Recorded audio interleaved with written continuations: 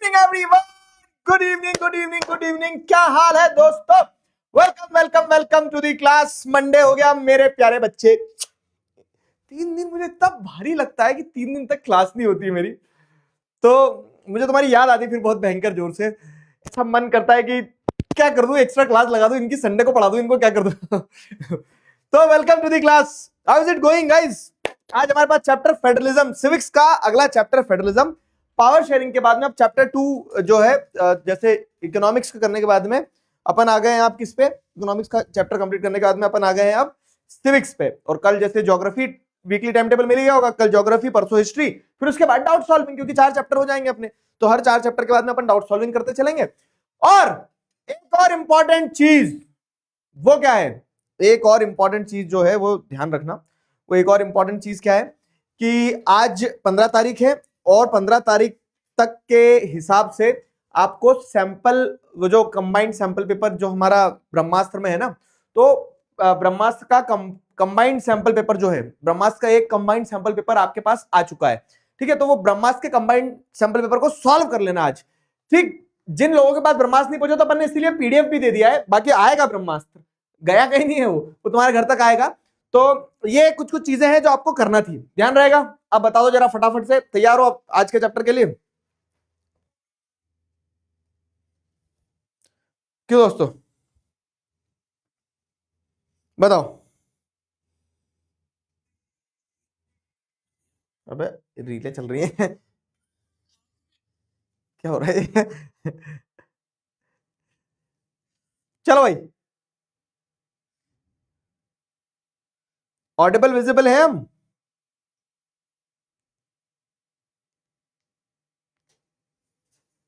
सारे बच्चे आ जाओ, फिर शुरू करते हैं।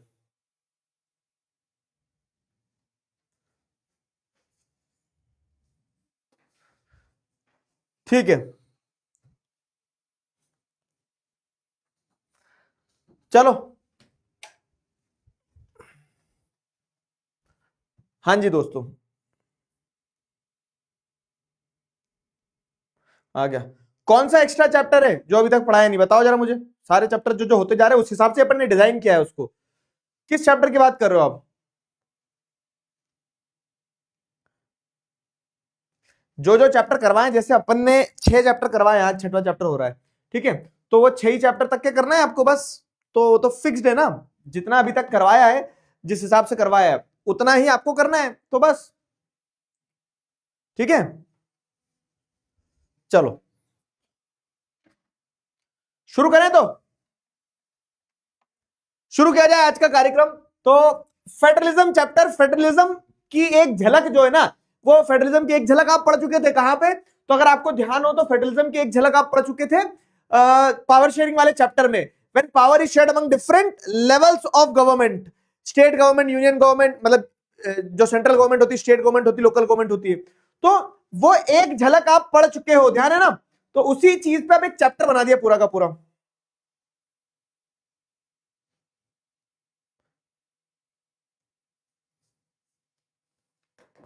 ठीक है,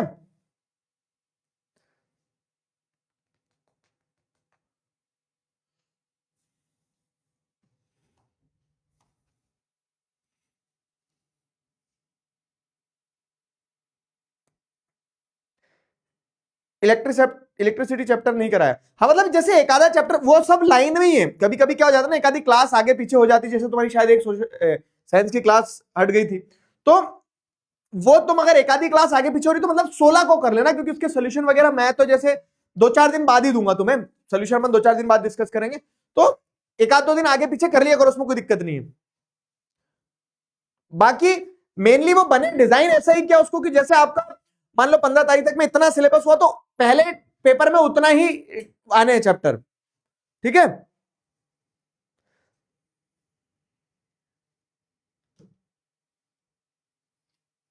चलो।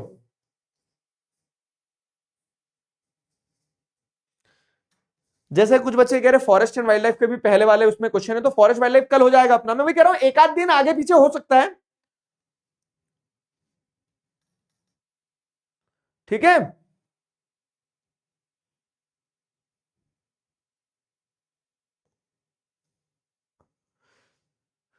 सॉल्यूशंस क्लास में डिस्कस करेंगे और जो फुल सैंपल पेपर वाले सॉल्यूशन है वो फुल सैंपल पेपर वाले सॉल्यूशन अपन आखिरी में डिस्कस करेंगे।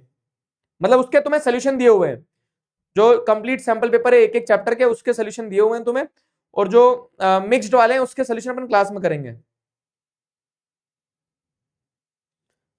सैंपल पेपर सबसे लास्ट में करना है। अभी तुम कंबाइंड सैंपल पेपर नंबर 1 करोगे, आज नहीं कर रहे हो कल कर लेना, लेकिन अब वो उसकी डेडलाइन आ गई है। मतलब जो जो चैप्टर्स अभी तक करवाए उतने चैप्टर के हिसाब का टेस्ट बना दिया आपका, ठीक है। जॉन सिन्हा भी आए हैं चैट में। जॉन सिन्हा लिख रहे हैं कि सर आई एम रिटायर्ड। तो यार जॉन सिन्हा तुमने तो वो कर दिया थोड़ा। कितने लोगों ने जॉन सिन्हा के रिटायरमेंट की रील्स देखी है? मतलब तुम्हारा नहीं पता मुझे, लेकिन हमारे टाइम पे WWE जो था, मतलब जब मैं छोटा था 6-7 क्लास में, उस 10th क्लास तक इनफैक्ट WWE का एक अपने आप में फैन बेस था। और हिंदी कमेंट्री भी कभी कभी उसकी डब्ड वाली जो आती थी, और मजे आ जाता था मतलब। और फिर वो टीवी में देखने के बाद में क्या होता था, टीवी में देखने के बाद में घर पे छोटे भाई बहन जो रहते हैं उनके ऊपर एक्सपेरिमेंट किया जाता, पटका जाता था उन्हें उठा उठा के बेड वगैरह पे। तो वही है, जॉन सीना ने रिटायरमेंट ले लिया तो थोड़ा सा ऐसा लगता ना कि आपने कभी किसी को, जैसे ऐसा होगा, क्या होगा ना कि तुम अभी 10th में हो, विदाई 5.0 बनने वाले हो, तो तुम 10th तक तो सोशल साइंस पढ़ रहे हो, फिर उसके बाद में क्या होगा, अचानक से तुम सोशल साइंस पढ़ना बंद हो जाएगा। मान लो किसी ने साइंस ले लिया, किसी को जेई करना है, किसी को नीट करना है, किसी ने कॉमर्स ले लिया है वो, और फिर कहीं 1-2-3 साल 4 साल बाद कभी कोई मेरी रील वील तुम्हारे फीड में आ जाएगी, फिर तुम्हें जो नॉस्टैल्जिया हिट होता है ना, तो वैसे ही कि जैसे जॉन सीना का भी क्या था कि वो बचपन में देखते थे और फिर अचानक से वो सब देखना बंद हो गया। फिर एक रील आती है कि अब आपके चाइल्डहुड हीरो जॉन सीना जो है डायमंड ले चुके हैं, तो now we can see him going. तो वैसा रहता है। आ जाओ शुरू कर दें।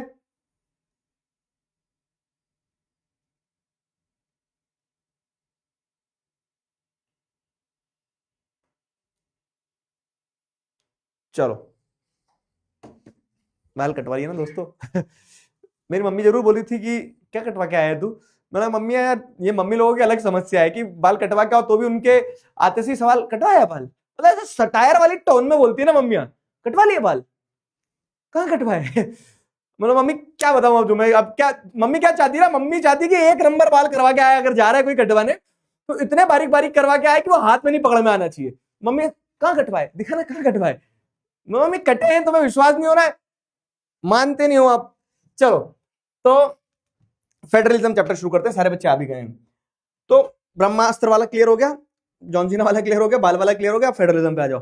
तो बेसिकली फेडरलिज्म क्या है, हमने चैप्टर 1 में पढ़ा था, जब पावर को आप डिफरेंट लेवल्स ऑफ गवर्नमेंट में शेयर करते हो, सेंट्रल स्टेट लोकल गवर्नमेंट में जब पावर शेयर होती है वर्टिकली, तो वो फेडरलिज्म होता है। अब बेसिकली आपको अगर दिन समझना है ना, तो आप रात समझो कि रात में अंधेरा होता है, मतलब दिन में अंधेरा नहीं होता है ना। तो वैसे ही फेडरलिज्म को समझाने के लिए यूनिटरी फॉर्म ऑफ गवर्नमेंट से कंपेयर किया गया है। तो एक यूनिटरी फॉर्म ऑफ गवर्नमेंट एक ऐसी गवर्नमेंट होती है जहां पे सारी पावर क्या होती है ना, एक लेवल ऑफ गवर्नमेंट के पास होती है, कि एक लेवल ऑफ गवर्नमेंट जो है अपने हाथ में पूरी पावर लेके बैठी है, वो यूनिटरी गवर्नमेंट कहलाती है। ठीक है, एक लेवल ऑफ गवर्नमेंट जैसे जो सेंट्रल लेवल है उसने अपने पास में पूरी पावर रख के रखी है, तो वो यूनिटरी गवर्नमेंट कहलाएगी। और वही पावर जब आपको क्या देखने को मिलता है कि मल्टीपल लेवल ऑफ गवर्नमेंट के बीच में शेयर हो जाती है, तो उसे क्या कहा जाता है, उसे आप देखते हैं फेडरलिज्म के फॉर्म में। ठीक है, तो power is shared between central government and the state government, इसी को कहा जाता है फेडरलिज्म। ठीक है, there are 2 levels of government in a federation, एक फेडरेशन में 2 लेवल ऑफ गवर्नमेंट है। और वो एक फेडरेशन में 2 लेवल ऑफ गवर्नमेंट कौन कौन सी है, तो मतलब एक 2 होती है, 2 से ज्यादा भी हो सकती है। नॉर्मली 2 लेवल ऑफ गवर्नमेंट, एक सेंट्रल लेवल और स्टेट लेवल, और लोकल लेवल भी होती है जैसे हमारी कंट्री में। तो central government handles matters of national importance. एक फेडरल कंट्री में फिर पावर कैसे डिवाइड करोगे अगर मल्टीपल लेवल ऑफ गवर्नमेंट बना दोगे, तो वही अपन अभी फीचर्स में पढ़ेंगे आगे।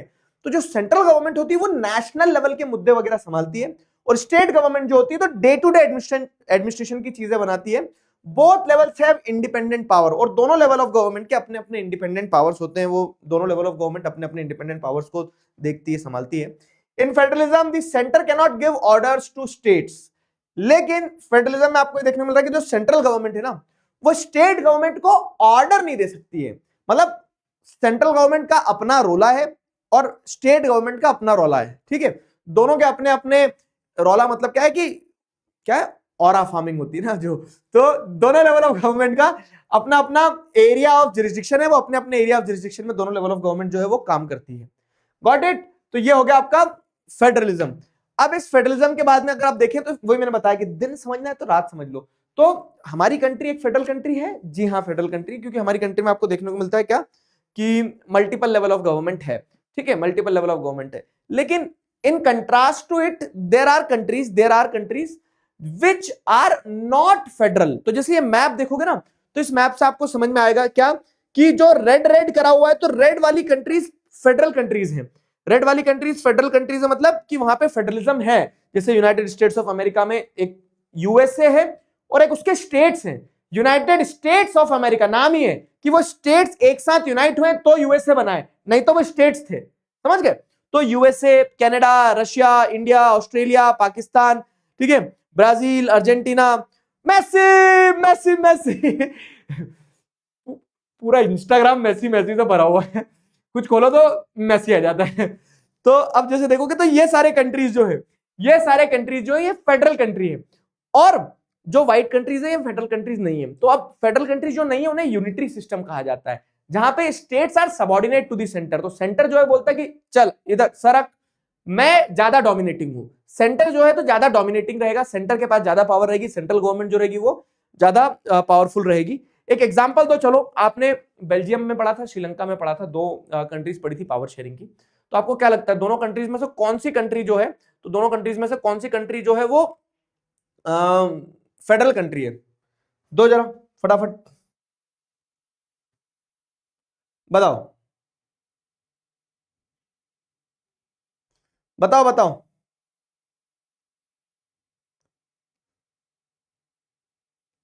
जल्दी बताओ।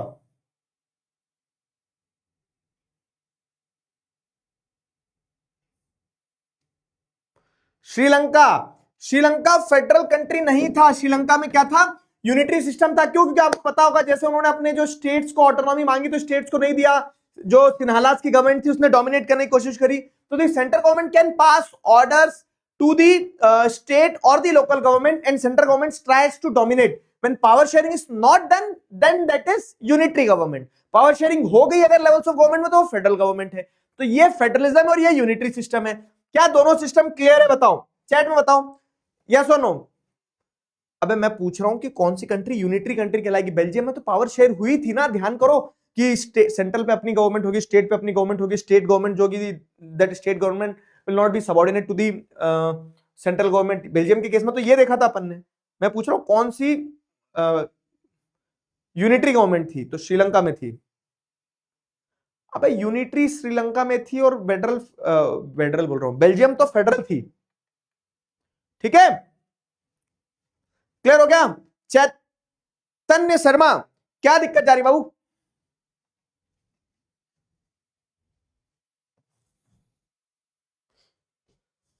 अब अगर अपन वो देखें तो फेडरलिज्म की डेफिनेशन तो समझ में आ गई। जैसे कार की डेफिनेशन क्या है? तो car is a vehicle which is used in transporting people, ठीक है। ये उसकी सिंपल डेफिनेशन हो गई। तो federalism is a form of government, is a system of government जहां पे टू और more then two levels of government में पावर शेयर हो रही है। डेफिनेशन तो समझ आ गई, लेकिन अब फीचर्स भी तो होते हैं। जैसे कार के फीचर्स भी होते हैं कि कार के क्या फीचर्स होते हैं। कार जो है तो it can save you from rainfall, ठीक है, अगर बाहर बहुत ज्यादा हैवी रेन हो रही है तो you can travel without getting wait, ठीक है, तो आप गिले भी नहीं हो रहे हो और ट्रैवल कर ले रहे हो कार से। ये कार का फीचर हो गया। दूसरा फीचर क्या कार का, कि multiple people can travel together in a car. Bike पे क्या है वो बात अलग है कि आप स्कूटी पे 15 लोगों को बिठा लेते हो। आपने मैक्सिमम कितने बच्चे बिठाए, मतलब बच्चे इन द सेंस कि कितने फ्रेंड्स बिठाए हैं स्कूटी पे? मैं बता रहा हूं तुम्हें, एक, दो, तीसरा ड्राइवर। अभी तो आगे की सीट फुली है, मैं बता रहा हूं। हम स्कूल में तो जब कैसे बैठे थे, एक बार एक, दो और ड्राइवर, मतलब जो पैर रखने की जगह होती है उसमें दो लोग बैठे ऐसे करके, ठीक है, दो लोग वहां बैठ गए और ड्राइवर जो था लंबा चौड़ा, तो उसने अपनी दोनों जांघों के बीच में क्या कर दिया, दो लोगों का से चीप दिया और उसने उनको एक तरह से गार्ड कर दिया और ड्राइवर हो गया तीन, और फिर पीछे और तीन, तो तीन, एक, चार, एक, पांच, छह लोग मैक्सिमम बिठाए हमने स्कूटी पे। तो क्या बात कर रहे थे लेकिन हम, हाँ, कि जैसे कार के फीचर अगर बता रहे हैं तो कार के फीचर में आप बता रहे हो कि while traveling with car you will not get affected by the rain. दूसरा फीचर आपने बता दिया कि multiple people can travel together in a car. तो कार की डेफिनेशन के बाद में आप कार के फीचर्स बता रहे कि उसमें स्पेसिफिक चीज क्या है. वैसे ही आपने फेडरलिज्म की डेफिनेशन समझ ली. फेडरलिज्म की डेफिनेशन समझने के बाद आप फेडरलिज्म के स्पेसिफिक फीचर्स समझ रहे कि फेडरल कंट्री में होता क्या क्या है. समझ गए. तो अब सुनो मेरी बात. इस चैप्टर से आते हैं क्वेश्चन एग्जाम में. डायरेक्ट क्वेश्चन आते हैं इस चैप्टर से और डायरेक्ट क्वेश्चन के आंसर आपको डायरेक्ट लिखना होंगे. तो जैसे ये एक डायरेक्ट क्वेश्चन है कि what are the features of federalism. ठीक है. फेडरलिज्म के 3 फीचर बताओ, फेडरलिज्म के 5 फीचर बताओ, फेडरलिज्म के फीचर बताओ. ठीक है. तो किसी भी तरह से सवाल आ जाए, सवाल क्या होता है? सवाल होता है बहरूपिया. आपको फीचर्स ध्यान रखना. तो मैंने पॉइंटर्स बना दिए हैं. ठीक है. Pointer number 1 2 3 4 5 6 7. ठीक है. तो ये 7 पॉइंटर्स ध्यान रखना है और सातों आपस में कनेक्टेड है. एक बार पढ़ेंगे, आखिरी बार पढ़ेंगे, आज पढ़ेंगे और खत्म करेंगे. सातों फीचर्स कैसे कनेक्टेड है समझना. कि एक फेडरल कंट्री का सबसे पहला फीचर होता है कि फेडरल कंट्री में 2 और more than 2 levels of government होती है. 2 और more than 2 levels of government. तो वो तो डेफिनेशन से पहला फीचर निकल के आ गया कि अलग अलग लेवल ऑफ गवर्नमेंट होती है. कनेक्ट हुआ? ठीक है. कनेक्ट हुआ? बताओ. कनेक्ट हुआ?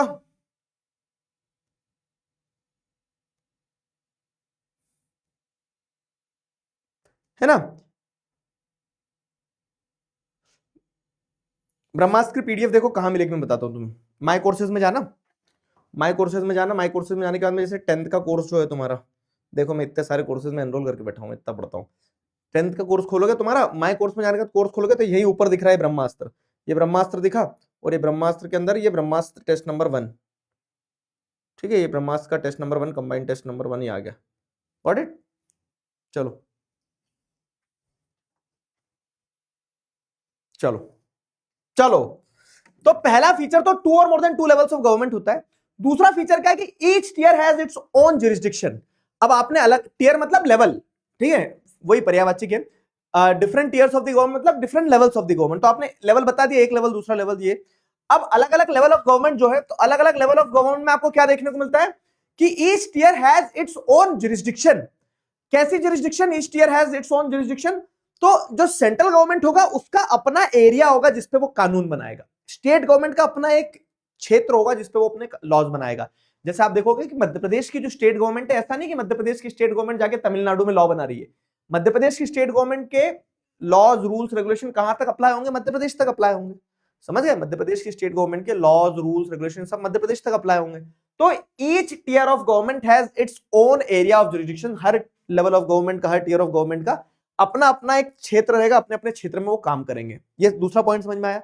जुरिस्डिक्शन का मतलब ये होता है basically the area of influence. जैसे अपन बोलते हैं ना कि यार थाने जो रहते हैं, पुलिस थाने, तो यहां से वहां तक एक पुलिस थाने का एरिया है. अगर क्राइम उधर हुआ तो वो उस पुलिस थाने के जुरिस्डिक्शन में आता है. तो jurisdiction basically the area where you can have your influence. तो हर लेवल ऑफ गवर्नमेंट, हर टियर ऑफ गवर्नमेंट का अपना अपना एरिया ऑफ जुरिस्डिक्शन है.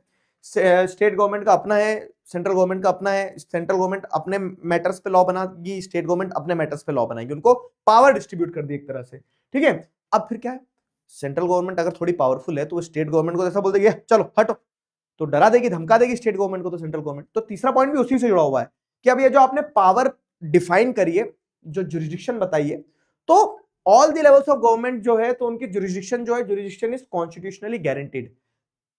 अलग अलग लेवल ऑफ गवर्नमेंट है, अलग अलग लेवल ऑफ गवर्नमेंट की अपनी अपनी जुरिस्डिक्शन है. और ये जो एरिया ऑफ जुरिस्डिक्शन बताया गया है ना कि किसकी कितनी पावर है, वो कॉन्स्टिट्यूशनली गारंटीड है ताकि वो लड़े ना आपस में. समझ में आया. तो area of jurisdiction is constitutionally guaranteed. वो पॉइंट समझ में आया. Got my point. Legal authority. Yes. हाँ चैप्टर बेटा आज ही खत्म होगा, पढ़ लो चुपचाप. चालू होता नहीं जब उसके पहले ही खत्म होने की याद आने लगती है. तो each level of government has its own jurisdiction and each jurisdiction is constitutionally guaranteed. अब क्या है ना, जो कॉन्स्टिट्यूशन में लिख दिया तो सेंट्रल गवर्नमेंट बोलेगी अच्छा कॉन्स्टिट्यूशन में लिखा है, कॉन्स्टिट्यूशन ही बदल देंगे, कॉन्स्टिट्यूशन ही बदल देंगे, ये समस्या हो सकती है. तो इसीलिए क्या है कि जो कॉन्स्टिट्यूशन में लिखा है ना, जो area of jurisdiction fundamentally guaranteed किया गया कॉन्स्टिट्यूशन में, उसको आप एक level of government can not change. ठीक है. मतलब यहां पे ऐसे पढ़ोगे अगर, तो फंडामेंटल प्रोविजन जो लिखे हैं कॉन्स्टिट्यूशन में, जो पावर दी गई है, तो कुछ चीजें ऐसी है which can not be change unilaterally by one level. तो अगर आपने जो कॉन्स्टिट्यूशन में लिख दिया है तो उसको अगर बदलना भी है ना, तो उसमें दोनों ही लेवल ऑफ गवर्नमेंट की रजामंदी चाहिए रहेगी, सेंट्रल गवर्नमेंट की भी और स्टेट गवर्नमेंट की भी, ताकि जिससे क्या हो कि जो लिखा है, तो मान लो मैंने तुम्हें पेपर पे लिख के दे दिया, तुम बोलोगे नहीं नहीं सर आपने लिख के दिया था, अब तुम पेपर मेरे पास लाओगे, मैंने फाड़ दिया, क्या लिखा था, आया समझ में। तो वैसे ही क्या है ना कि जो आपने कॉन्स्टिट्यूशन के अंदर जो प्रोविजंस डाले हैं, तो वो प्रोविजंस एक तरफ से बदले नहीं जा सकते। Fundamental provisions can not be change unilaterally by one level of government. Courts have the power to settle disputes. और अगर मान लो कि फिर भी आपने जुरिस्डिक्शंस अलग अलग लिख दिए हैं, फंडामेंटल जुरिस्डिक्शंस को आप बदल नहीं सकते हो, सब कुछ लिख दिया, लेकिन फिर भी लड़ाई हो गई अगर, तो पांचवा फीचर ये कहता है कि अगर इन केस फेडरल कंट्रीज में सेंट्रल गवर्नमेंट और स्टेट गवर्नमेंट या फिर दो स्टेट गवर्नमेंट्स के बीच में आपस में लड़ाई हो जाती है, तो courts have the power to settle disputes. तो कोर्ट्स जो होते हैं ना, जैसे हाई कोर्ट है, सुप्रीम कोर्ट है, तो जो जुडिशरी है उसके पास में पावर है कि लोगों की लड़ाई सुलझाए। अब क्या है, ये समझ में आ गया। देखो, दो लेवल ऑफ गवर्नमेंट होना चाहिए, उनकी जो अलग अलग टीयर है, उनकी पावर जो उनकी जुरिस्डिक्शन है वो अलग अलग होना चाहिए, ठीक है। और ये जुरिस्डिक्शंस जो है, ये जो पावर है, तो these powers are constitutionally guaranteed, ठीक है। ये पावर जो है कॉन्स्टिट्यूशनली गारंटीड है, और इन कॉन्स्टिट्यूशनली गारंटीड पावर्स में जो प्रोविजंस है, फंडामेंटल प्रोविजंस, आप उनको एक तरफ से बदल नहीं सकते। Fundamental provisions can not be changed unilaterally. और अगर मान लो लड़ाई हो जाती है, तो उनके लड़ाई को सुलझाने के लिए कोर्ट्स भी हैं। लेकिन अब सेंट्रल गवर्नमेंट को भी अपना काम करने के लिए, स्टेट गवर्नमेंट को भी अपना काम करने के लिए, इन्हें अपना काम करने के लिए पैसा तो चाहिए रहेगा ना। तो कौन सा लेवल ऑफ गवर्नमेंट कहां से पैसा जनरेट करेगा, वो सोर्सेज ऑफ रेवेन्यू जो है, तो sources of revenue should be clearly specified. ये लिखा होना चाहिए कॉन्स्टिट्यूशन में कि कौन कहां से पैसा कमा सकता है। जैसे जो लोकल गवर्नमेंट होती है, तो लोकल गवर्नमेंट वहां जो बैनर वैनर लगते हैं ना आपके शहर में, वहां से टैक्स कमाती है। तो सेंट्रल गवर्नमेंट जैसे इनकम टैक्स से टैक्स कमाती है, स्टेट गवर्नमेंट जो है तो वो अपने अलग अलग एरिया से टैक्स कमाती है। तो sources of revenue are specified in the constitution की कौन कहां से पैसा कमा सकता है, ठीक है। Dual objective. अब क्या हो रहा है यहाँ पे, जैसे अगर आप देखोगे तो 6 फीचर पढ़ने का 7वां फीचर ये कि फेडरलिज्म के 2 ऑब्जेक्टिव्स होते हैं, फेडरलिज्म के डुअल ऑब्जेक्टिव्स होते हैं। And what are those dual objectives? तो it safeguards and promote unity, at the same time accommodate the regional diversity. तो फेडरलिज्म क्या करता है ना, आपकी क्या बोल सकते हैं कि जो रीजनल डाइवर्सिटी है, आप क्योंकि एक फेडरल कंट्री आप सबको एक साथ लेके चल रहे हो, तो आपने तेलुगु बोलने वाले स्टेट को भी अपने साथ रख लिया, पंजाबी बोलने वाले स्टेट को भी अपने साथ रख लिया, मणिपुरी बोलने वाले स्टेट को भी अपने साथ रख लिया। तो आप रीजनल डाइवर्सिटी को अकोमोडेट कर रहे हो, और जब रीजनल डाइवर्सिटी अकोमोडेट होगी तो एट द सेम टाइम क्या होगा कि नेशनल यूनिटी भी आप स्ट्रेंथन कर रहे हो। तो ये 2 ऑब्जेक्टिव फुलफिल हो रहे हैं, ठीक है। फेडरलिज्म के डुअल ऑब्जेक्टिव हैं कि it safeguards and promote unity, at the same time it accommodates regional diversity. तो ये 7 फीचर हैं, सातों फीचर आपस में कनेक्टेड है। क्या तुम कनेक्ट कर पाए हो, बताओ। ब्रह्मास्त्र शीट में सॉल्व करना है जो बताया था आपने आज। हाँ हाँ बाबू, शीट में सॉल्व करना है, तो दिए तो उसका कुछ तो इस्तेमाल करो ना, ठीक है। क्लियर हुआ?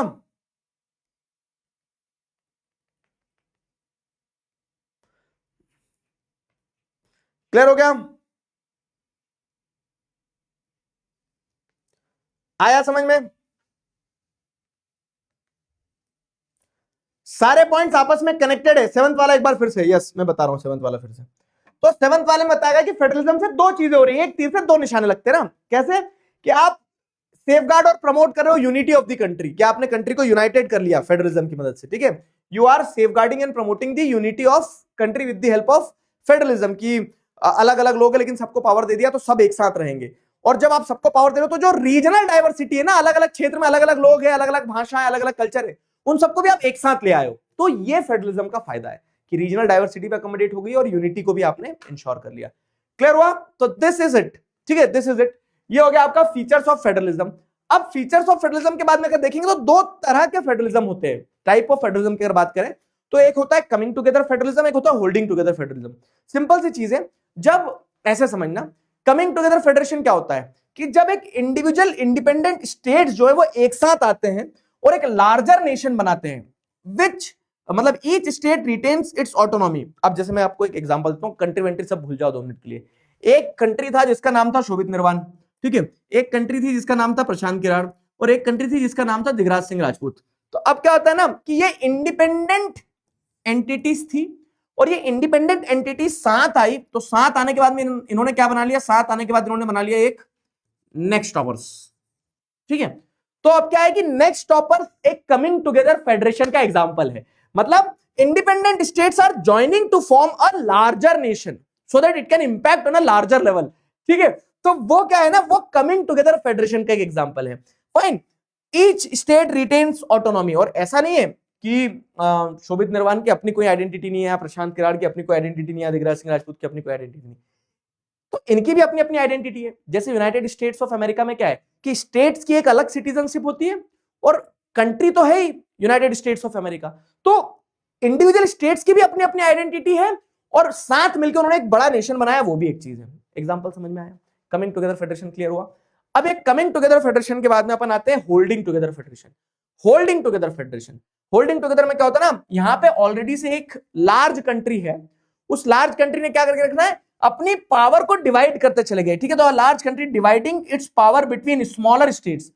छोटे छोटे स्टेट्स में उस बड़ी कंट्री ने अपनी पावर डिवाइड कर दी है। जैसे states are subordinate to the centre, जिससे क्या होता है ना, जिससे सेंट्रल गवर्नमेंट जो वो पावरफुली रहती है, लेकिन वो पावर देती है स्टेट्स को, लेकिन अपने हिसाब से कि किसी को थोड़ी दे दी, किसी को कम दे दी, ऐसा। ठीक है, तो large countries dividing power between smaller states.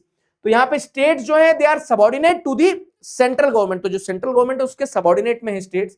जैसे इंडिया, स्पेन और बेल्जियम जो है, ये होल्डिंग टुगेदर फेडरेशन का एग्जांपल है, जहां पे सेंट्रल गवर्नमेंट के पास ज्यादा पावर है, लेकिन उसने पावर दी है स्टेट गवर्नमेंट को। और कमिंग टुगेदर फेडरेशन में क्या है कि स्टेट्स के आने से ही फेडरेशन बनी है, तो जैसे स्विट्जरलैंड, यूएसए और ऑस्ट्रेलिया। ठीक, कमिंग टुगेदर और होल्डिंग टुगेदर फेडरेशन क्लियर हुआ। कमिंग टुगेदर यूनिलैटरली मतलब एक तरफा नहीं बदल सकते हो। आरएमबीएम्स को नोट्स बनाने, क्या देखो नोट्स बनाने की जरूरत नहीं, मैं आपको पीडीएफ दे देता हूं, तो पीडीएफ की मदद से आप कर सकते हो काम। लेकिन अगर आपको ऐसा है कि सुनते सुनते लिखते लिखते जल्दी याद होता है, तो नोट्स बनाते चलो। ये शॉर्ट क्रिस्प नोट से आरएमबी में तुम्हें डिटेल में एनसीईआरटी से पढ़ाया था, दोनों चीजें अलग अलग है। क्लियर? आ जाओ, क्लियर हुआ? इंडिया फेडरल है ना, तो इंडिया एक होल्डिंग टुगेदर फेडरेशन है, जहां पे central government tends to have more power. चलो बताओ, identify the correct feature of unitary form of government from the following options. Unitary form of government के फीचर पता करो। There are two or more than two levels of government. Different tiers of government govern the same citizen. Each tier of government has its own jurisdiction. The sub units are subordinate to the central government. ठीक है, unitary form of government का answer देना है। ये पोल आ गया तुम्हारे पास, ठीक है, पोल आ गया, बताओ। हाँ जी, हाँ जी, बताइए जल्दी।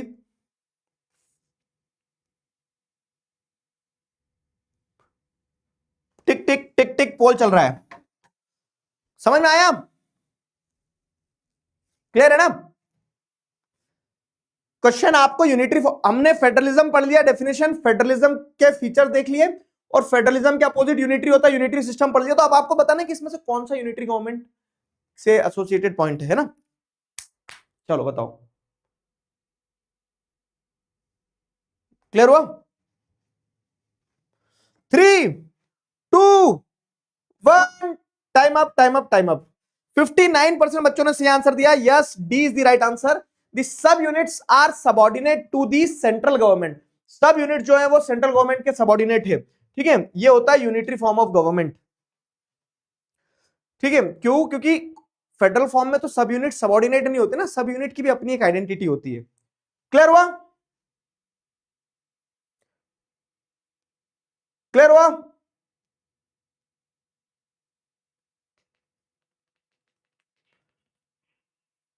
चलो भाई, वेरी गुड। अब अगर ये क्लियर हो गया तो आगे बढ़ते हैं किस चीज पे। अब अगर ये क्लियर हो गया तो आगे बढ़ते हैं अगले टॉपिक पे, जो क्या है ना, what makes India federal country. हमने फेडरलिज्म समझ लिया, फेडरलिज्म के फीचर्स क्या हैं, टाइप्स क्या हैं, कमिंग टुगेदर, होल्डिंग टुगेदर, ये सब समझ लिया। अब जैसे मैंने वही बता दिया कि अच्छे बच्चे की डेफिनेशन ये है कि अच्छा बच्चा ये है, उसके फीचर्स क्या है कि वो टाइम पे उठता है, टाइम पे सोता है, अच्छे से खाना खाता है, ठीक है, बड़ों की इज्जत करता है, अपनी पढ़ाई में ध्यान लगाता है। तो ये सोसाइटी ने बनाई है, हम क्या खराब है क्या? टाइम पे सो नहीं पा रहे, काम कर रहे, तो क्या खराब बच्चे है क्या? लेकिन खैर, coming back to the topic, तो मैंने बता दिया आपको कि ये अच्छा बच्चा है। अच्छे बच्चे की डेफिनेशन 1 2 3 4, मतलब ये फीचर्स है 1 2 3 4 5 6 7 8। अब मैं आपसे पूछूंगा क्या आप अच्छे अच्छे हो, तो आप क्या बोलोगे? एक मिनट सर। फिर आप देखोगे कि मैंने जो फीचर्स बताए, क्या वो फीचर मेरे अंदर, खुद के अंदर है? हाँ, फीचर नंबर 1 तो है, फीचर नंबर 2 भी है, फीचर नंबर 3 भी है, फीचर नंबर 4 भी है, मैं एक अच्छा बच्चा हूं, समझ आया? तो सिंपल सी चीज है कि हमने फेडरलिज्म को जब समझ लिया तो अब हमें बस कट कॉपी पेस्ट करना है कि what makes India a federal country. क्या इंडिया एक फेडरल कंट्री है ना? देखो बहुत सिंपल। अगर ये देखो क्या होता है ना, एक तो किताब है, एक तो वीडियो है, जिसमें आप किताब से पढ़ोगे और वीडियो देखते चलोगे तो चैप्टर समझ में आ जाता है। लेकिन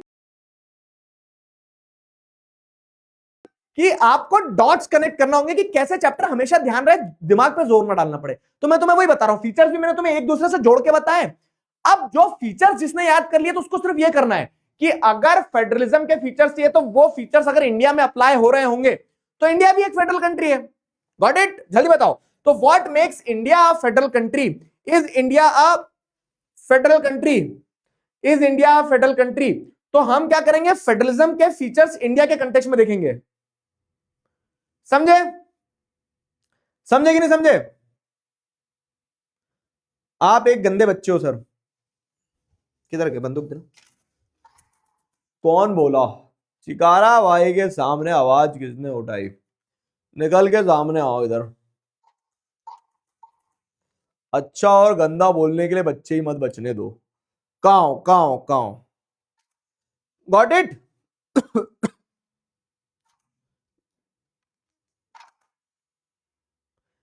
पीडीएफ का बैकग्राउंड ब्लैक से व्हाइट कर दीजिए, प्रिंट करने में प्रॉब्लम होती है, पैसे ज्यादा लगते हैं। अच्छा इस पीडीएफ का?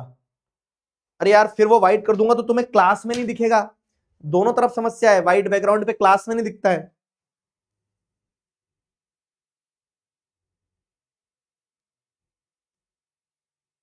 ठीक है, क्लियर हुआ? अप्पू हाथी, अप्पू हाथी कहीं पड़ा होगा। अप्पू हाथी को ढूंढता हूं, रुको जरा पहले ये समझ में आने दो।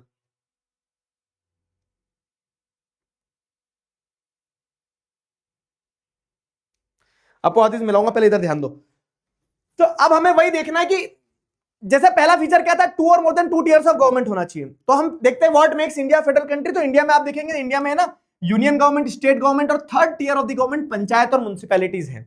इंडिया में आपको देखने को मिलता है कि different different levels of government है। पहले यूनियन गवर्नमेंट मतलब कंट्री के लिए पूरी एक गवर्नमेंट है।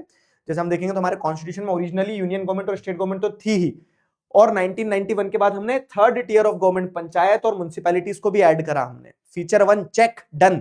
ठीक है, तो this makes India federal country. What makes India federal country? तो इंडिया में आपको क्या देखने को मिल रहा है कि यूनियन गवर्नमेंट, स्टेट गवर्नमेंट और थर्ड टियर ऑफ गवर्नमेंट है, जिसको हम पंचायत और म्युनिसिपैलिटीज बोलते हैं। तो ऐसे आपको एक चीज तो ये समझ में आई, पहली चीज है ना, ये पहली चीज हो गई, union state and third tier of government में ये क्लैरिटी आ गई। दूसरा फीचर क्या है, समझ में आया ना? तो आपको बस ये जो हमने फीचर्स पढ़े हैं ना, उन फीचर्स को यहाँ पे कट कॉपी पेस्ट करके देखना है कि इंडिया के कंटेक्स्ट में वो सेट हो रहे हैं कि नहीं। फाइन।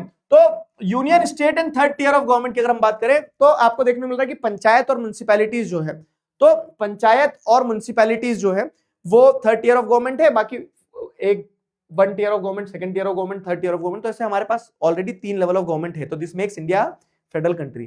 दूसरा फीचर क्या है, three fold distribution of power. जैसे अपन ने दूसरा फीचर क्या देखा था, यहां ध्यान करो, each tier has its own jurisdiction. तो जो अलग अलग लेवल ऑफ गवर्नमेंट है, जैसे हमारे अलग अलग लेवल ऑफ गवर्नमेंट क्या है, एक यूनियन गवर्नमेंट है, ठीक है, मतलब जिसको सेंट्रल गवर्नमेंट कहते हैं, एक स्टेट गवर्नमेंट है, एक लोकल गवर्नमेंट है। तो हर लेवल ऑफ गवर्नमेंट के जो एरिया ऑफ जुरिस्डिक्शन है ना, जो पावर को एक्सरसाइज करने का एरिया है, वो हमारे कॉन्स्टिट्यूशन में हमने स्पेसिफाई करके रखा है। Each level of government is, मतलब each level of government has its own area of jurisdiction. तो वो दूसरा फीचर इंडिया में अप्लाई हो रहा है। फॉर एग्जांपल यूनियन लिस्ट के अंदर क्या है, यूनियन लिस्ट के अंदर आपको देखने को मिलेगा, मतलब ऐसी 3 लिस्ट है हमारे कॉन्स्टिट्यूशन में, यूनियन लिस्ट, स्टेट लिस्ट और कॉन्करेंट लिस्ट। अब यूनियन लिस्ट का क्या है, तो इसके अंदर वो सारे मैटर्स हैं, मतलब वो सारे एरिया ऑफ जुरिस्डिक्शन है जिसपे यूनियन गवर्नमेंट लॉ बनाती है। ठीक है, तो union list includes defence of country, foreign affairs, banking, communication, currency, जिसपे एक साथ एक जैसे निर्णय लेना होते हैं।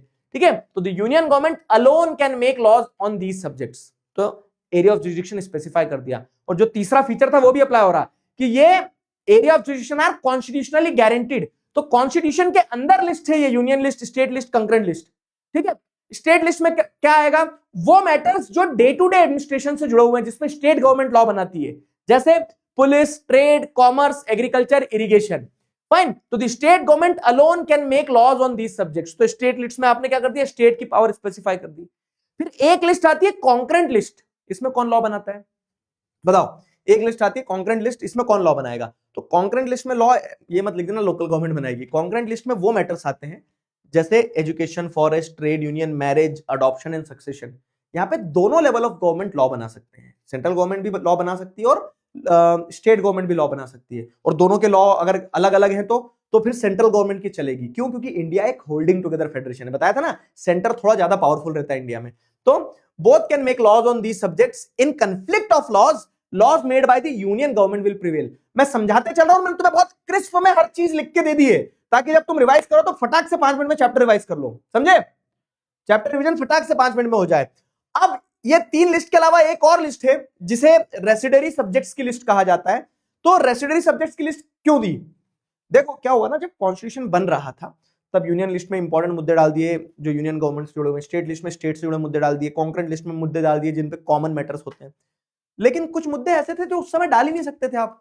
1947 के टाइम पीरियड पे अगर आप देखोगे, 46 से जब कॉन्स्टिट्यूशन बन रहा था 50 तक, तो उस समय इंटरनेट था ही नहीं। आज इंटरनेट के बिना कुछ नहीं। तो आप इंटरनेट को किस लिस्ट में डालते? तब आपको ऐसी भविष्यवाणी थोड़ी कर सकते थे कि इंटरनेट जैसी चीज आएगी, है ना?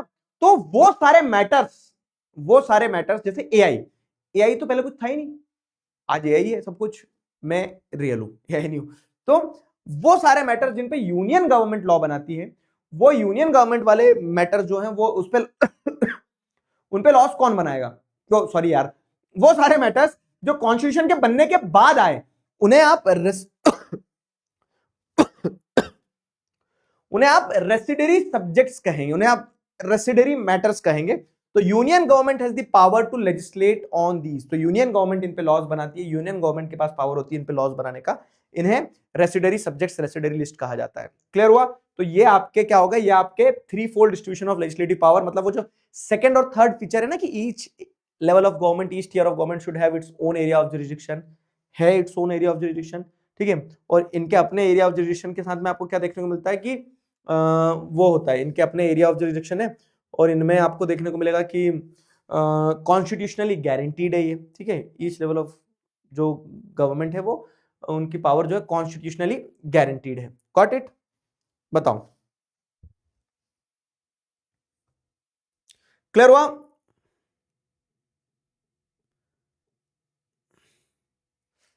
बताओ बताओ बताओ बताओ,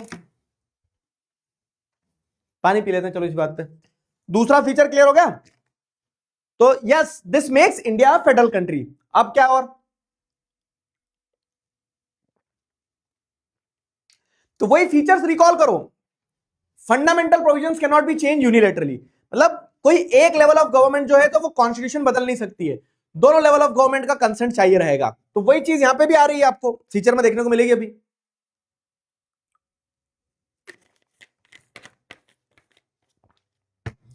वही चीज यहां पे भी आ रही है, and this makes India federal country. यही चीज अगर यहां आएगी तो यही चीजें इंडिया को फेडरल कंट्री बनाती है। तो जैसे अगर अपन देखें, ये थर्ड अभी पढ़ाऊंगा, रुकना। Process to change the constitution is not unilateral, मतलब consent of both the level of government is required to change the constitution. जैसे हमारी कंट्री में अगर मान लो कुछ चेंज करना है कॉन्स्टिट्यूशन के अंदर, तो कॉन्स्टिट्यूशन को चेंज करने के लिए पहले लोकसभा में बिल पास होता है, फिर राज्यसभा में। और राज्यसभा क्या है? स्टेट्स का रिप्रेजेंटेशन है। तो आप स्टेट का भी वो ले रहे हो, क्या ले रहे हो? वोटिंग ले रहे हो। और साथ ही साथ कुछ कुछ केसेस में तो जैसे अगर 28 स्टेट्स है तो आपको 15 स्टेट्स का क्या चाहिए रहेगा? स्टेट लेजिस्लेटिव असेंबली से कंफर्मेशन चाहिए रहेगा, जब जीएसटी बदलने की बात आई थी तो, जैसे, है ना। तो process to change the constitution is not unilateral, आप एक तरफा नहीं बदल सकते। यूनिलैटरल मतलब कि एक लेवल ऑफ गवर्नमेंट नहीं बदल सकती है, आपको मेजोरिटी, स्पेशल मेजोरिटी चाहिए रहेगी, दोनों लेवल ऑफ गवर्नमेंट का कंसेंट चाहिए रहेगा।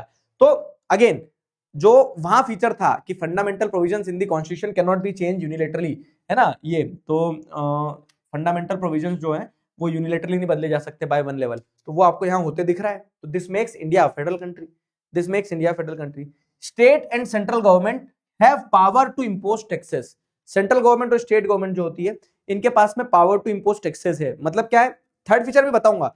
जैसे अपन देखा था ना, each level of government should have its own sources of revenue. तो हर लेवल ऑफ गवर्नमेंट के अपने अपने सोर्सेज ऑफ रेवेन्यू है। This makes India federal country. समझ गए? फिर छठवां जैसे देखोगे तो इन केस ऑफ कंफ्लिक्ट आपको क्या देखने को मिलता है? In case of conflict courts act as an umpire. वो फीचर था फेडरलिज्म का। हमारे यहां भी हाई कोर्ट और सुप्रीम कोर्ट जो है वो सेटल करते हैं डिस्प्यूट्स, अगर स्टेट और सेंट्रल गवर्नमेंट के बीच में हो गए, आपस में अगर डिस्प्यूट हो गए तो उन डिस्प्यूट्स को सेटल करने का काम आपको हाई कोर्ट और सुप्रीम कोर्ट करते हैं। क्लियर हुआ? तो ये सारे पॉइंट जो है, all these points are making a strong valid reference in proving this that India is a federal country. These are the points which makes India a federal country. ये सारी चीजें इंडिया को एक फेडरल कंट्री बनाती है। क्या मेरी बात आपको यहां तक समझ आई? ठीक है, अब जैसे एक थर्ड फीचर ये भी है कि इंडिया एक होल्डिंग टुगेदर कंट्री, ठीक है, एक होल्डिंग टुगेदर फेडरेशन है। तो आपको देखने को मिलता है कैसे, तो आपको देखने को मिलता है कि इंडिया में ना कुछ स्टेट्स के पास स्पेशल पावर है, कुछ स्टेट्स के पास नहीं है, ठीक है, सेंट्रल गवर्नमेंट के पास ज्यादा पावर है। तो जो अनइवन डिस्ट्रीब्यूशन है ना, वो कहां देखने को मिलेगा? वो होल्डिंग टुगेदर फेडरेशन में देखने को मिलेगा, ठीक है। जैसे union territories and different powers to different states, तो यूनियन टेरिटरीज हैं जिनको सेंट्रल गवर्नमेंट ही कंट्रोल करती है, ठीक है, और अलग अलग स्टेट के पास अलग अलग पावर है। जैसे पहले जम्मू कश्मीर के पास स्पेशल स्टेटस था, नॉर्थ ईस्ट के बहुत सारे स्टेट्स हैं जहां पे स्पेशल स्टेटस है, तो क्योंकि वहां के लैंड राइट्स को या फिर इंडिजीनियस पीपल के कल्चर को बचाना है, तो उस कारण से वहां पे उन्हें स्पेशल पावर देना पड़ती है। तो अनइवन पावर डिस्ट्रीब्यूटेड है क्योंकि इंडिया एक होल्डिंग टुगेदर फेडरेशन है। कमिंग टुगेदर होता तो सबकी बराबर पावर होती। तो ये भी एक फीचर है जो बताता है इंडिया एक फेडरल कंट्री है। समझ में आया? तो what makes India federal country के सारे फीचर्स क्लियर हो गए। मैं एक बार फिर से रिपीट कर देता हूं। ओ वेदांत सोनी, बंदूक उठाऊंगा? मैप कब कराएंगे? मैप सबसे आखिरी में कराऊंगा बाबू। What makes India federal country, तो वो सारे फीचर्स अपन ने इंडिया के केस में अप्लाई करके देखे तो हमें पता चलता है कि यस, इंडिया में यूनियन गवर्नमेंट, स्टेट गवर्नमेंट और third tier local government, panchayat और म्युनिसिपैलिटीज के फॉर्म में check, India is a federal country, ठीक है। सेकंड, आप देख रहे हैं तो इंडिया में क्या पावर डिस्ट्रीब्यूटेड है, three fold distribution of legislative power आपको देखने को मिल रही है। वो three fold distribution of legislative power क्या है? तो वो three fold distribution of legislative power जो है, तो उसमें यूनियन लिस्ट, स्टेट लिस्ट और कंकरेंट लिस्ट और रेसिडरी सब्जेक्ट्स आपको देखने को मिलते हैं, ठीक है, जिसमें अलग अलग लेवल ऑफ गवर्नमेंट के अलग अलग पावर है, वो स्पेसिफाइड है। थर्ड, इंडिया आपको देखने को मिलता है कि एक होल्डिंग टुगेदर फेडरेशन है क्योंकि हमारे यहाँ यूनियन टेरिटरी और स्टेट्स को अलग अलग पावर दी है, यूनियन टेरिटरीज के पास सेंट्रल का कंट्रोल है। तो ये भी दर्शाता है कि इंडिया एक फेडरेशन है टिल्टेड टुवर्ड्स यूनिटरिज्म, ठीक है, मतलब एक ऐसी फेडरेशन है इंडिया जो कि सेंटर को ज्यादा पावर देती है थोड़ा, ठीक है। फिर क्या है, इंडिया एक फेडरेशन ऐसे भी है कि इंडिया में अगर आपको कॉन्स्टिट्यूशन बदलना है तो आप यूनिलैटरली नहीं बदल सकते हो bye one level of government, दोनों लेवल ऑफ गवर्नमेंट का कंसेंट चाहिए रहेगा। इंडिया में सेंट्रल और स्टेट गवर्नमेंट जो है ना, they have power to impose taxes, कि वो टैक्स लगा सकती है, वो एक तरफा चीजें बदलेगी नहीं, ठीक है। तो state and central government have power to impose taxes. High court and supreme court to settle disputes, तो in case of dispute high court और सुप्रीम कोर्ट होते हैं जो डिस्प्यूट्स को रिजॉल्व करते हैं। तो ये इंडिया की पूरी कहानी है। क्लियर हुआ? चलो आ जाओ इसी बात पे। ये प्रूव होगा कि India is a federal country. अब इस सवाल का जवाब दो। How does the Indian federal structure promote balance governance across the nation? ठीक है, choose the most suitable option from the following: by allowing states to exercise complete autonomy on all issues, by ensuring a division of power between center and state, by allowing all decision making process under union government, by giving more power to local government in comparison to the states.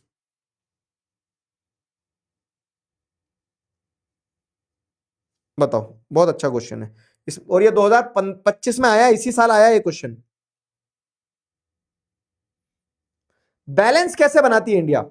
पिछले वाले question का leader board सुभाषमिता Sahu, सुभाषमिता Sahu, हर्ष, तन्मय, रेहान मेमान, रिचा दमा, अशिमा, दशमीत, प्रियांश राज, पल्लवी और रितेश, ये सारे बच्चे leader board पे, इनके लिए तालियां बजा दो पिछले वाले क्वेश्चन में। समझ में आ गया ना यहां तक? अंकुश बेटा क्या समझ में आया बताओ मुझे। है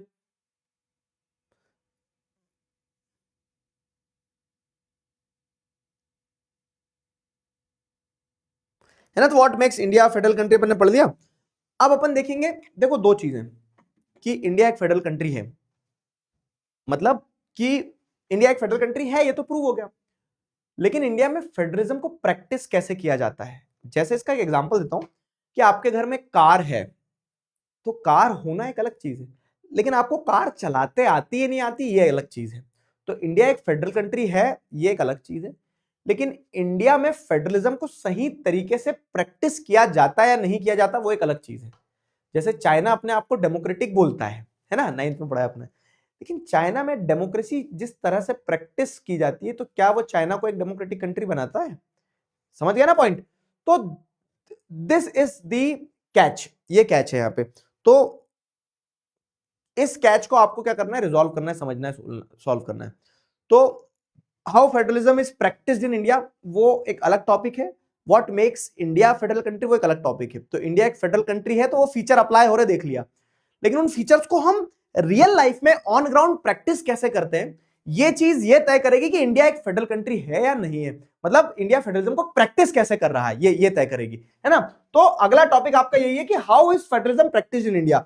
मैं बिल्कुल आगे नहीं पढ़ाऊंगा जब तक तुम्हें हेडिंग समझ में नहीं आएगी, दोनों हेडिंग में डिफरेंस समझ में नहीं आएगा। अब मुझे बताओ कितने बच्चों को दोनों हेडिंग में डिफरेंस समझ में आ गया, फिर आपको हाथी से मिलवाऊंगा तुम्हें, जल्दी बताओ। पिकाजो तो चित्त पड़ा है आज।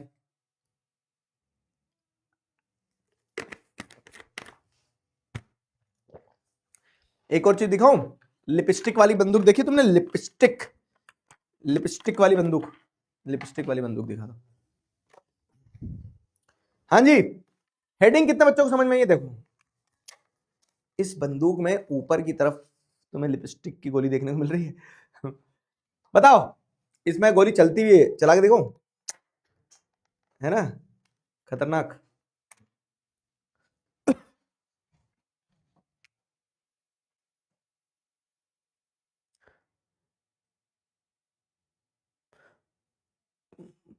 हाँ, पिछले वाले पोल का लीडर बोर्ड बता रहा हूं, पहले ये बता दो तुम कि तुम्हें हेडिंग समझ में आई।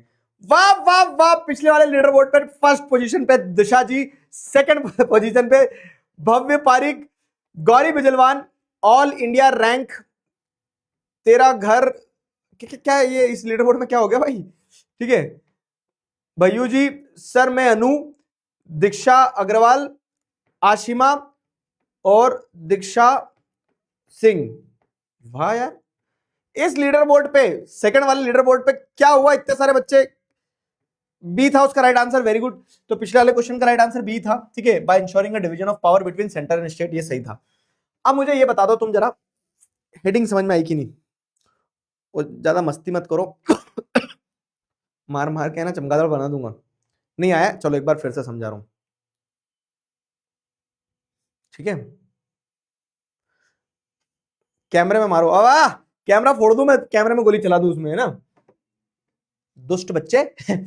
तो अब देखो, सुनो मेरी बात क्या है।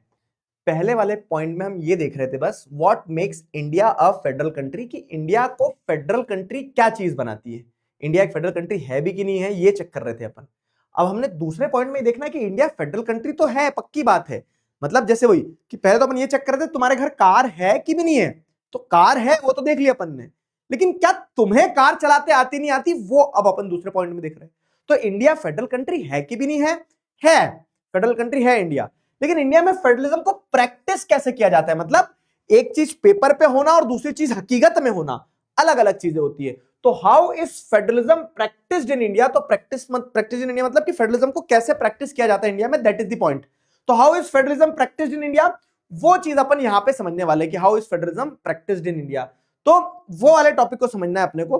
देखो, constitutional rules alone are not enough for federalism to succeed in India. सिर्फ कॉन्स्टिट्यूशन के अंदर रूल्स हो जाने से आप सक्सेसफुल नहीं हो जाओगे, वो चीज बता रहे हैं यहाँ पे।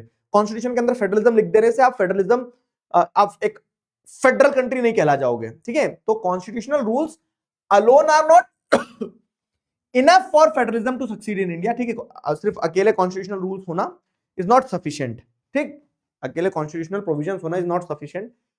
It's real success comes from democratic politics that promote unity, diversity and cooperation, ठीक है।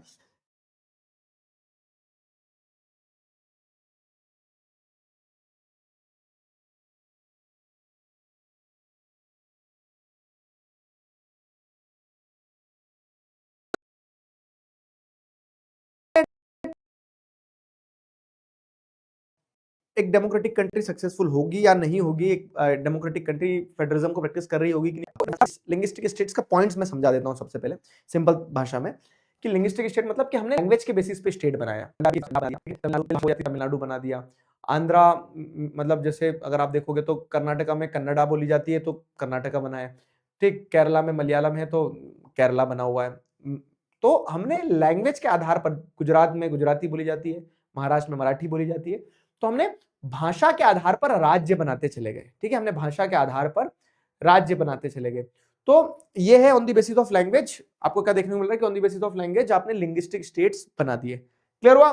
तो creation of linguistic states clear हुआ। जल्दी बताओ कि लैंग्वेज के बेसिस पे आपने स्टेट बनाया, उसको लिंग्विस्टिक स्टेट्स बनाना बोलते हैं। अब इससे फेडरलिज्म का क्या लेना देना सर? तो समझना फेडरलिज्म क्या है। हमने देखा फेडरलिज्म के डुअल ऑब्जेक्टिव क्या थे फीचर में, कि आप you are strengthening and promoting the unity of the country, at the same time accommodating the regional diversity. तो जो अलग अलग डाइवर्सिटी उसको आप अकोमोडेट भी कर रहे हो और कंट्री को यूनिटी से भी बांध रहे हो। ठीक है, तो यूनिटी ऑफ द कंट्री भी बढ़ा रहे हो और डाइवर्सिटी को अकोमोडेट भी कर रहे हो। ये चीजें होती है, दो चीजें। ठीक, तो वही दो चीजें आपको यहाँ देखने को मिल रही है कि लिंग्विस्टिक स्टेट्स की अगर हम बात करें तो लैंग्वेज के बेसिस पे जो स्टेट्स बनाए जाते हैं उससे आप क्या कर रहे हो ना कि अलग अलग भाषा बोलने वाले लोगों को एक साथ लाने की कोशिश करो और उनको उनकी ऑटोनॉमी भी दे रहे हो। मतलब आप लैंग्वेज के बेसिस पे स्टेट बना के उनको ये प्रूव कर रहे हो कि हाँ, क्या होगा दोस्त, ग्लिच आया था क्या? ये वायर वायर पे तो नहीं चढ़ गया था ना?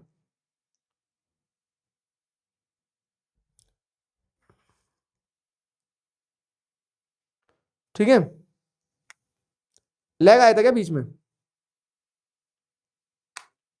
अभी सही है? अभी सही है? मुझे तो अभी सही दिख रहा है यार, स्क्रीन में हुआ था।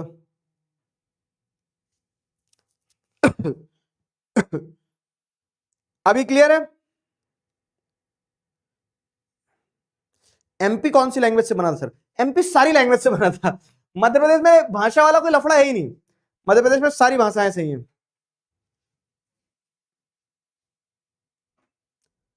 I think now it's good.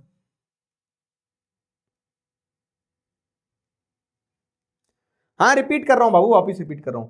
तो लिंग्विस्टिक स्टेट का मतलब सिंपल ये है कि आपने लैंग्वेज के बेसिस पे स्टेट बनाए, और लैंग्वेज के बेसिस पे स्टेट बनाने से फेडरलिज्म कैसे मजबूत हुआ सर? तो सिंपल चीज है जो हमने फीचर ऑफ फेडरलिज्म में पढ़ा था कि आपको क्या करना है ना, रीजनल डाइवर्सिटी को अकोमोडेट करना है, but at the same time आपको यूनिटी ऑफ द कंट्री को भी सेफगार्ड करना और स्ट्रेंथन करना है। तो जब आप भाषा के आधार पर स्टेट बनाओगे तो आपने क्या बोला कि महाराष्ट्र के लोग बोल रहे हैं कि मराठी के हिसाब से महाराष्ट्र बना दो, हमने बोल दिया ठीक है, मराठी के हिसाब से ये लो महाराष्ट्र, लेकिन तुम महाराष्ट्र भी हो और तुम भारत भी हो। समझ में आया? तो तुम भारत का भी हिस्सा हो। तो आपने रीजनल डाइवर्सिटी को भी अकोमोडेट कर दिया, एट द सेम टाइम आपने कंट्री को यूनिफाई भी कर लिया। ठीक है, तो वही है कि हमने लैंग्वेज के बेसिस पर स्टेट्स बनाए। तो creation of linguistic states was a major test for Indian democracy. ठीक है, इंडियन डेमोक्रेसी के लिए लैंग्वेज के बेसिस पे स्टेट्स बनाना was one of the major test. ठीक है, India's political map has change greatly since 1947। 1947 से आप देखेंगे तो इंडिया का पॉलिटिकल मैप बहुत बदला है बार बार। ठीक है, शुरुआत में हमारे मात्र 14 स्टेट्स थे, आज 28 है, डबल हो गए। 70 सालों में स्टेट्स डबल कैसे हुए? तो many old states were reorganised and new states were formed. States की बाउंड्रीज चेंज हुई है। ठीक है, so that people speaking the same language could live together. जैसे पहले क्या था, महाराष्ट्र और गुजरात एक ही था, फिर गुजरात में गुजराती बोलने वालों को अलग कर दिया, महाराष्ट्र में मराठी बोलने वालों को अलग कर दिया। some states were formed based on culture, ethnicity and geography। कुछ स्टेट्स बनाए गए कल्चर, एथनिसिटी और ज्योग्राफी के हिसाब से। जैसे उत्तर प्रदेश और उत्तराखंड पहले एक ही था, लेकिन फिर क्या हुआ कि पहाड़ी क्षेत्र को एक अलग राज्य बना दिया, उत्तराखंड बना दिया। ठीक है, प्लेन वाले एरिया को उत्तर प्रदेश रहने दिया। फिर जैसे अगर आप देखोगे नागालैंड, तो यहाँ पे पूरी ट्राइब्स थी, नागा ट्राइब्स के लिए नागालैंड, मिजो ट्राइब्स के लिए मिजोरम। ठीक है, मणिपुर में मणिपुरियन, मतलब मणिपुर में अलग ट्राइब है। जैसे तो ये क्या करा आपने, ट्राइब्स के कल्चर के हिसाब से अलग अलग वो कर दिया। तो सिर्फ लैंग्वेज के हिसाब से आपने स्टेट्स नहीं बनाए, आपने कल्चर के हिसाब से भी स्टेट्स बनाए। Initially leaders feared linguistic states would break the country. शुरुआत में लीडर्स को डर भी लगा कि आज इन्होंने उंगली पकड़ी है, कल पोछा पकड़ेंगे, पूरा हाथ खींच लेंगे। तो शुरुआत में लीडर्स को डर था कि आज आप इनको स्टेट बना के दे रहे हो, कल को इंडिपेंडेंस मांगने लगेंगे कि अलग कर दो हमारे देश को, एक अलग देश बनाओ। लोग बोलने लगेंगे कि नॉर्थ ईस्ट को अलग देश बनाओ, या फिर पंजाब बोलेंगे कि पंजाब को एक अलग देश बना दो, पंजाबी बोलने वालों को एक आपने पंजाब दे दिया, वो अलग एक कंट्री चाहेंगे। तो इनिशियली लोगों को डर था, लीडर्स को डर था। ठीक है, दी central government opposed it at first. तो शुरुआत में भैया बहुत लड़ाई चली, लैंग्वेज के बेसिस पे स्टेट बनने नहीं दे रहे थे, लेकिन फिर प्रेशर बढ़ा, बनाना पड़ा। और स्टेट जब बनाया तो बाद में लेकिन समझ में आया कि लैंग्वेज के बेसिस पे स्टेट बनाने से ऐसा हुआ कि उस स्टेट में उस लैंग्वेज को ही, मतलब उस स्टेट में वही लैंग्वेज चलती है, तो लोगों का एक्सपीरियंस जो है एडमिनिस्ट्रेशन में काम करने में लोकल लेवल पे बेटर हुआ, ठीक है। तो later experience showed that linguistic states increased unity and made administration easier. मतलब महाराष्ट्र में मराठी बोलने वाले लोग महाराष्ट्र का भी हिस्सा है और वो देश का भी हिस्सा है, तो आपने क्या करा ना, यूनिटी को और इंश्योर कर लिया कि लोगों को ये लगा कि नहीं नहीं यार, हमारा देश हमें हमारे कल्चर के लिए आजादी भी दे रहा है, एट द सेम टाइम आप देश का हिस्सा भी हो। तो इससे कंट्री की यूनिटी भी बढ़ी और एडमिनिस्ट्रेशन भी आसान हो गया। समझ में आया? इससे एडमिनिस्ट्रेशन भी आसान हो गया। क्लियर हुआ? जैसे खालिस्तान की जो डिमांड है वो इसी, मतलब ये डर थे लीडर्स के इनिशियली कि आज आप उंगली पकड़ाओगे पूरा हाथ खींच के ले जाएंगे, लेकिन it turn out to be better, ठीक है, क्योंकि इससे एडमिनिस्ट्रेशन आसान हुआ। बंगाल बोलने वालों को वेस्ट बंगाल बना दिया। क्लियर हुआ? पंजाब और हरियाणा पहले एक ही था बेटा, फिर अलग अलग हुआ। पंजाबी बोलने वाले एरिया को पंजाब बना दिया और नॉन पंजाबी स्पीकिंग एरिया जो था के तन्ने समझ ना आवे के, वो हरियाणा रह गया, ठीक है। तो वो हो गया। और लेकिन हाँ, कैपिटल के ऊपर लड़ाई थी, तो आज भी जैसे देखो चंडीगढ़ ही कैपिटल है, कॉमन कैपिटल रखी, ठीक है। तो ऐसे हम फेडरलिज्म को प्रैक्टिस करा हमने, ठीक है। सिर्फ कॉन्स्टिट्यूशन में लिख देने से काम नहीं चलता है ना, आपने ऑन ग्राउंड मुसीबतें समझी और उस हिसाब से प्रैक्टिस करा। तो दूसरी चीज जो ये बताती है कि how federalism is practice in India, तो दूसरी चीज है हमारी लैंग्वेज पॉलिसी। दूसरी चीज है हमारी लैंग्वेज पॉलिसी। तो language policy is a major test of Indian federalism. Indian federalism का एक और अगला मेजर टेस्ट जो है वो है लैंग्वेज पॉलिसी का सिस्टम। लैंग्वेज पॉलिसी का सिस्टम क्या कहता है भाई साहब? तो language policy is a major test of Indian federalism, ठीक है। No language is given the status of national language in India. हमने किसी भी भाषा को, जैसे बहुत सारे लोग बोलते हैं हिंदी हमारी राष्ट्रभाषा है, राष्ट्रभाषा है ही नहीं इंडिया में। हमने किसी भी लैंग्वेज को नेशनल लैंग्वेज का दर्जा नहीं दिया। क्यों?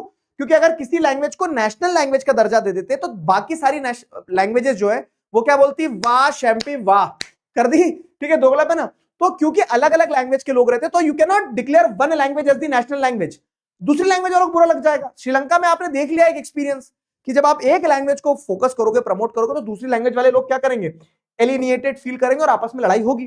तो इसीलिए हमने लैंग्वेज पॉलिसी क्या अडॉप्ट करी, नो नेशनल लैंग्वेज वाली पॉलिसी, कि सारी लैंग्वेजेस जो होगी वो क्या होगी, सारी लैंग्वेजेस जो होगी उन्हें इंपॉर्टेंस दी जाएगी।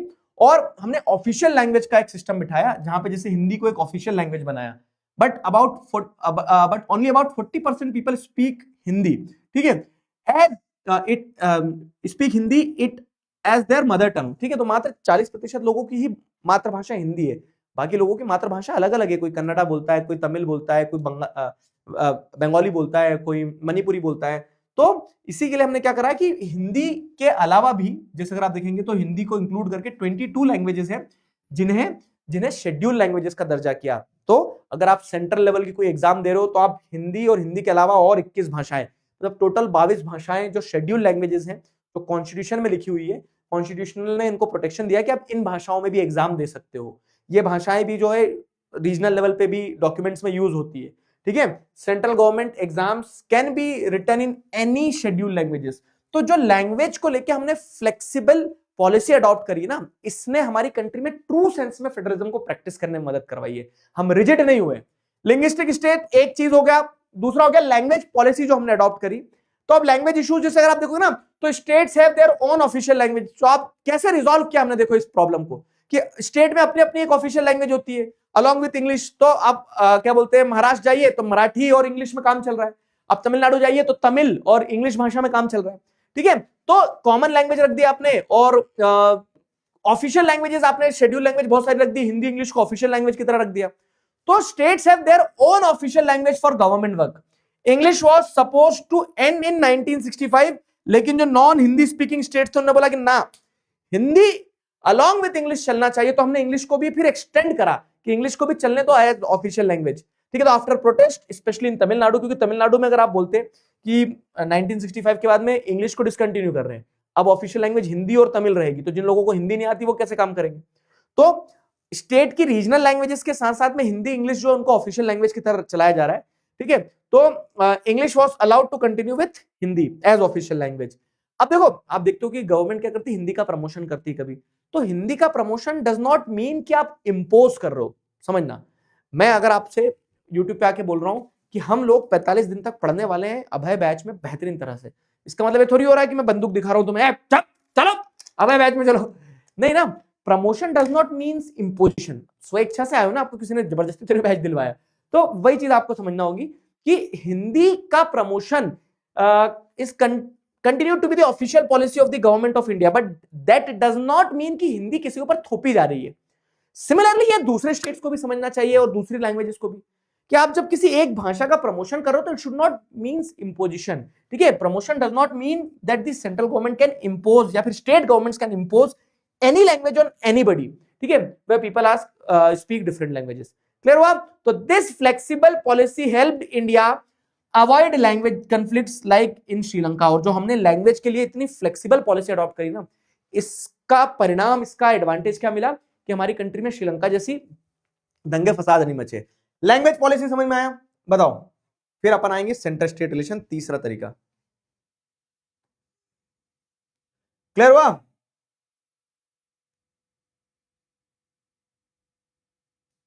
क्लियर हुआ? चलो, आप सर मुझे आपके सारे टॉयज चाहिए, ब्रह्मास्त्र के साथ भेज दो। अब भग जा। चलो,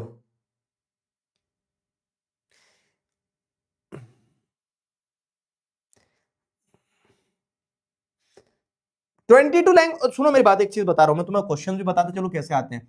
जैसे क्या है ना, अभी पिछले साल या पिछले के पिछले साल, मतलब 25 में या 24 में, थोड़ा भूल रहा हूं, तो ये टेबल लोग इग्नोर कर देते थे। इस टेबल पे से आगे की शेड्यूल लैंग्वेज इनमें से कौन कौन सी नहीं है बताओ, या कौन कौन सी है?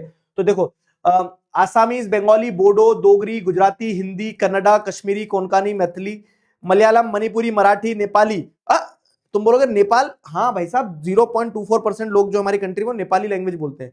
ठीक है, तो नेपाली, ओडिया, पंजाबी, संस्कृत, सांथाली, सिंधी, तमिल, तेलुगु, उर्दू, ये सारी भाषाएं जो हैं ये शेड्यूल लैंग्वेजेस हैं। तो अलोंग विथ हिंदी आपको ये भाषाएं देखने को मिलेगी जो हमारी कंट्री में, जिसको शेड्यूल लैंग्वेजेस का दर्जा दिया गया है। ठीक है,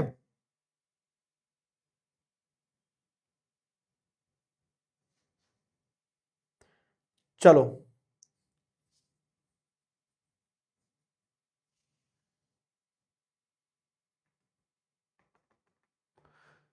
दिल्ली कैसे बना था? दिल्ली तो ब्रिटिशर्स के, दिल्ली नहीं नहीं, ब्रिटिशर्स तो क्या है, ब्रिटिशर्स तो अभी आए और गए। दिल्ली बाबू तुम देखोगे तो पृथ्वीराज चौहान के समय से सेंटर ऑफ दी, मतलब कैपिटल ऑफ दी, जो पूरा आर्यवर्त रहा है ना, वो रहा है, हिंदुस्तान का कैपिटल रहा है। दिल्ली का तख्त जो है तो बहुत महत्वपूर्ण रहा है। जितने भी पावर चेंज हुए हैं, तो since the Tomar dynasty, Prithviraj Chauhan के समय से आप जैसे देखोगे तो ये दिल्ली सुल्तान आए, शक हूं जो भी आए, मुगल्स आए, ब्रिटिशर्स आए, तो सबने फिर वो दिल्ली को ही वो रखा। चलो, सेंट्रल स्टेट रिलेशन, सिंपल चीज है, देखो दो इमेजेस देखना है।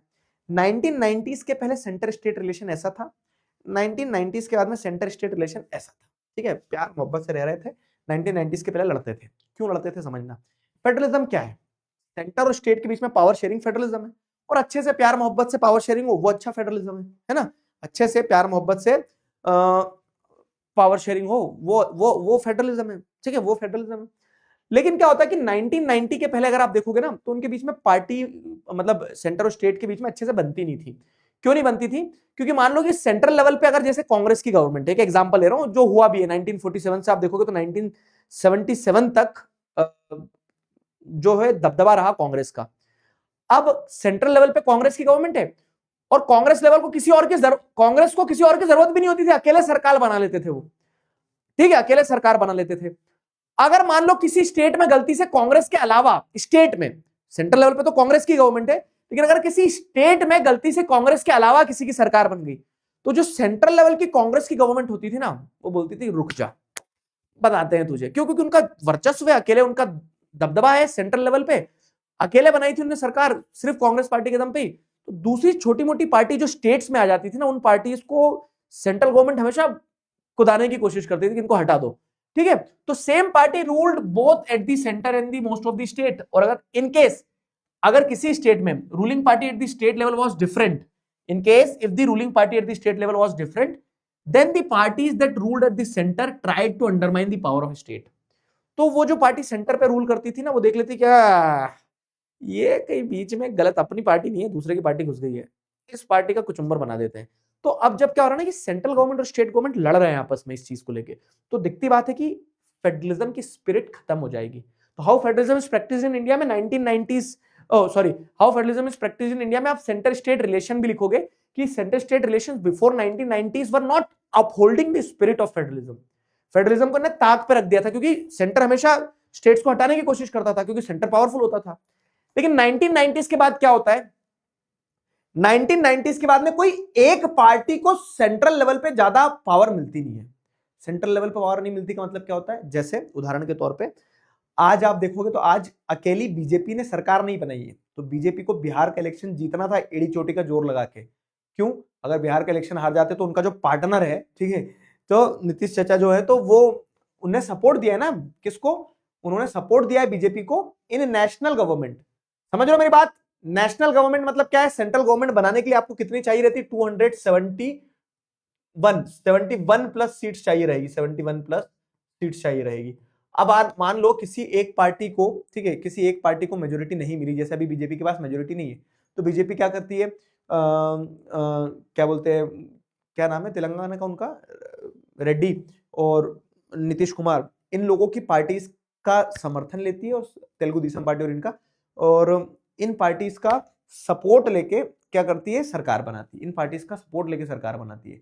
तो अब क्या हो गया कि सेंट्रल गवर्नमेंट भले ही किसी की भी हो, लेकिन वो स्टेट की दूसरी दूसरी पार्टीज के साथ मिलकर सरकार बना रही है। अब साथ मिलकर सरकार बना रही है ना, तो आप क्या कर, साथ मिलकर सरकार बनी है तो आपको उन स्टेट्स के बारे में सोचना पड़ेगा, भले ही दूसरी पार्टी हो, आप उनको इग्नोर नहीं कर सकते जैसा आप पहले कर रहे थे, ठीक है। तो with the beginning of coalition government 1990s के बाद में कोलिजन गवर्नमेंट बनना शुरू हुई। कोलिजन गवर्नमेंट मतलब जब एक पार्टी को मेजोरिटी नहीं मिलती तो मल्टीपल पार्टीज एक साथ आके सरकार बनाती है। तो with the beginning of coalition government alliance बनाना शुरू हुआ, दोस्ती होना शुरू हुई है सेंट्रल लेवल पे स्टेट की पार्टीज के साथ में मिलकर गठबंधन बना के सरकार बनाना पड़ रही है। And this led to the rise of political parties, regional political parties. इससे क्या हुआ ना, जो रीजनल पॉलिटिकल पार्टीज है, जैसे 1990s के बाद से जो उत्तर प्रदेश की रीजनल पॉलिटिकल पार्टीज थी, जैसे समाजवादी पार्टी, बहुजन समाज पार्टी, तो इनकी पूछ परख बढ़ गई। क्यों? क्योंकि ये पार्टीज अब नेशनल लेवल पे सरकार बनाने में और गिराने में इंपॉर्टेंट रोल प्ले करने लगी थी, है ना, इस मैजिकल फिगर को अचीव करने के लिए। तो with the rise of regional political parties in many states, new culture of power sharing and respect for the autonomy of state government increased. अब जब respect for the autonomy of state government, culture of power sharing बढ़ेगा centre और state के बीच में, तो क्या होगा, federalism strong होगा। तो this is how federalism is practised, कि सेंटर स्टेट रिलेशन पहले कुछ और था, अब कुछ और हुआ। क्यों? क्योंकि पॉलिटिकल डायनामिक्स बदले। समझ गए? बताइए, इसी बात पे सवाल का जवाब दो, बताओ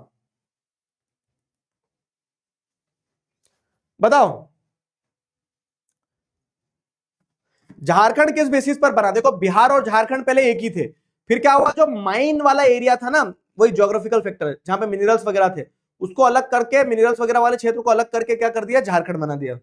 तो consider the following statement regarding language policy of Indian federation. ठीक है, पोल दे रहा हूं मैं। Hindi was identified the official language, besides Hindi there are 21 other languages recognised as scheduled language. English can be used along with Hindi for official purpose. क्या लगता है तुम्हें गाइस? ठीक है, बताओ जल्दी से, जल्दी बताओ, जल्दी जल्दी बताओ।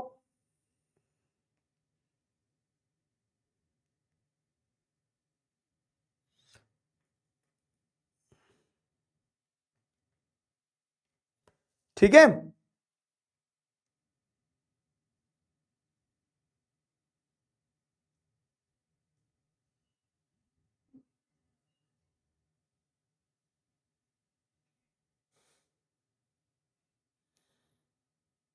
ये ऑप्शन गलत नहीं है, सब सही है। जल्दी, पिछले वाले का लीडर बोर्ड तो पढ़ लिया था। डी 52% बच्चों ने सही आंसर दिया, वेरी गुड। देखो, हिंदी को आइडेंटिफाई किया ऑफिशियल लैंग्वेज की तरफ, सही है, ऑफिशियल है, नेशनल लैंग्वेज कुछ नहीं है। Besides Hindi 21 other languages are there, English can be used along with Hindi. तो तीनों स्टेटमेंट सही है, तो 1 2 3 डी होगा इसका राइट आंसर। ठीक है, the right answer is D. चलो, साइड नहीं हटे तो गलत ऑप्शन हो गया। अबे चले जा, नाचना जाने आंगन टेढ़ा। ठीक है आंसर गलत दे दिया तो बोल रहे कि आप बीच में आ गए थे। ऑप्शन गलत क्यों लिख रहे हैं इसमें तुम? चलो लीडर बोर्ड देखोगे। लीडर बोर्ड में गौरी बिजलवान, निशा मीना, शुभस्मिता साहू, आयुष, अजिंक्य, सौम्या, रेहान, अलंकृत। अब तुम्हारे नाम में स्पेस नहीं है तो आगे का दिखता ही नहीं मुझे, लीडर इतना ही दिखता ना आधा। अलंकृत कौशल है शायद। आशिमा और उत्कर्ष, क्या बात है, आज तो रिपीट मार रहे हैं बच्चे। गौरी ने कुछ तो वो ढूंढ के रखा है स्ट्रेटेजी की, वो एकदम ऐसा F1 रेस वाले जो रहते हैं ड्राइवर, टंग से जैसी पोल आता वैसे ही सेलेक्ट कर लेती गौरी। ठीक है, अब आ जाओ। तो ये इतना पढ़ लिया अपन ने, क्या क्या देख लिया। देखो फेडरलिज्म क्या है, यूनिटरी फॉर्म ऑफ गवर्नमेंट क्या है, टाइप्स ऑफ फेडरलिज्म क्या है, फीचर्स ऑफ फेडरलिज्म क्या है। ठीक है, ये सब कुछ तो पढ़ लिया अपन ने। उसके बाद में इंडिया फेडरल कंट्री है क्या, what makes India federal country, वो देख लिया। How federalism is practised in India, वो देख लिया। अब जैसे आप देख रहे हैं कि हमारे केस में क्या हुआ था, हमारी कंट्री में 2 टियर ऑफ गवर्नमेंट तो पहले से थे, सेंट्रल लेवल और स्टेट लेवल तो था। तीसरा लेवल ऑफ गवर्नमेंट जो है वो हमने बाद में कॉन्स्टिट्यूशन में ऐड किया। कब? 1992 में हमने कुछ कदम उठाए और तीसरा लेवल ऑफ गवर्नमेंट ऐड किया। ठीक है, तो 1992 में हमने कुछ कदम उठाए और तीसरा लेवल ऑफ गवर्नमेंट ऐड किया। तो यहां आपको अब वही पढ़ना है और समझना है कि जो तीसरा लेवल ऑफ गवर्नमेंट हमने ऐड किया तो वो कैसे ऐड किया, क्यों ऐड किया, और उसको क्या कहा जाता है। तो उसको कहा जाता है डिसेंट्रलाइजेशन इन इंडिया। तो डिसेंट्रलाइजेशन इन इंडिया कैसे हुआ, वो सारी चीजें। ठीक है, तो शुरू करते हैं यहां से। सबसे पहले कि व्हाई डिसेंट्रलाइजेशन वाज रिक्वायर्ड। तो India can not be managed only by central और स्टेट गवर्नमेंट। इतना बड़ा देश है, ठीक है, we are the 7th largest country in the world, इतनी बड़ी पॉपुलेशन है, we are the largest country in terms of population. तो it can not be manage just by central और स्टेट गवर्नमेंट। तो सेंट्रल और स्टेट गवर्नमेंट मैनेज नहीं कर सकती है ना। Indian states are very large and diverse in population and area. तो इंडियन स्टेट्स जो है वो बहुत बड़े हैं, they are very diverse in कह सकते हैं क्या बोल सकते हैं, लैंग्वेज, कल्चर, पॉपुलेशन, हर सेंस में डाइवर्स है। So power sharing is needed within states as well. तो आपको स्टेट्स के अंदर भी पावर शेयर करना होगी। तो हमने जैसे स्टेट्स के अंदर क्या बना दी, डिस्ट्रिक्ट्स बनाए, है ना, हमने लोकल लेवल तक पावर शेयर करी।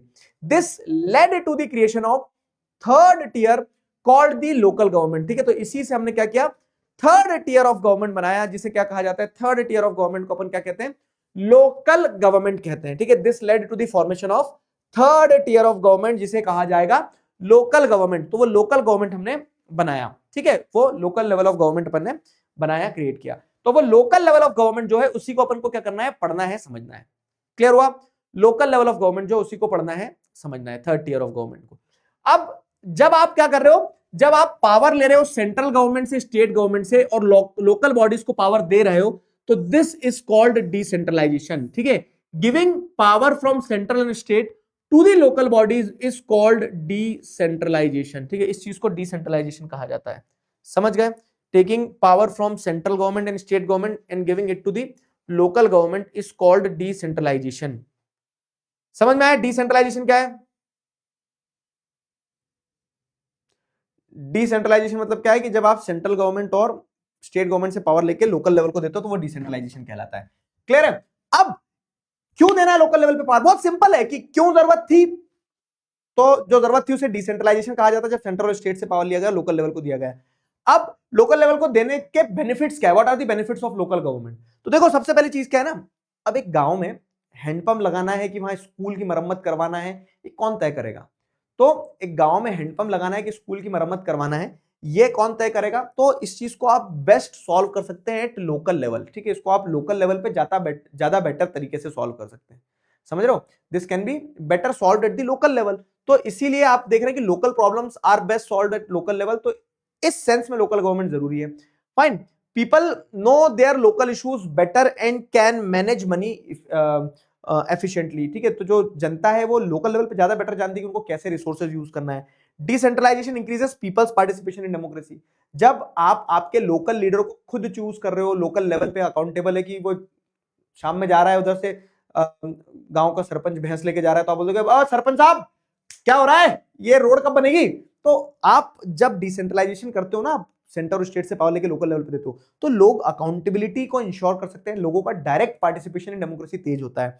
It helps to achieve goal of self government, मतलब लोग अपनी सरकारें खुद बनाए खुद चलाएं वाला जो गोल है ना हमारा, वो सेल्फ गवर्नमेंट के आइडिया को आप अचीव कर पा रहे हो। द कॉन्स्टिट्यूशन सपोर्ट्स डिसेंट्रलाइजेशन, और कॉन्स्टिट्यूशन, हमारे कॉन्स्टिट्यूशन मेकर्स, महात्मा गांधी का एक आइडिया था ग्राम स्वराज का, कि आप देश को ऊपर से नीचे चलाने की कोशिश मत करो, नीचे से ऊपर चलाओ, ठीक है, ग्राम स्वराज अचीव करने की कोशिश करो। तो ये सारे कारण हैं जिन कारणों से ये सिद्ध होता है कि लोकल गवर्नमेंट के बड़े सारे बेनिफिट्स हैं, ठीक है, there are multiple benefits of local government. और इसी चीज को अचीव करने के लिए, देखो सवाल कहीं से भी आ जाए, मैंने बहुत ब्रेक डाउन कर दिया, इसी चीज को अचीव करने के लिए हमारी सरकार मतलब हमारी कॉन्स्टिट्यूशन में चेंजेस किए गए, ठीक है, कुछ स्टेप्स लिए गए। There were certain steps which were taken in 1992। तो 1992 में कुछ स्टेप्स लिए गए, और जिन स्टेप्स को लेने के बाद हमने क्या किया, जिन स्टेप्स को हमने लेने के बाद में डिसेंट्रलाइजेशन को और स्ट्रॉन्ग किया हमारी कंट्री में।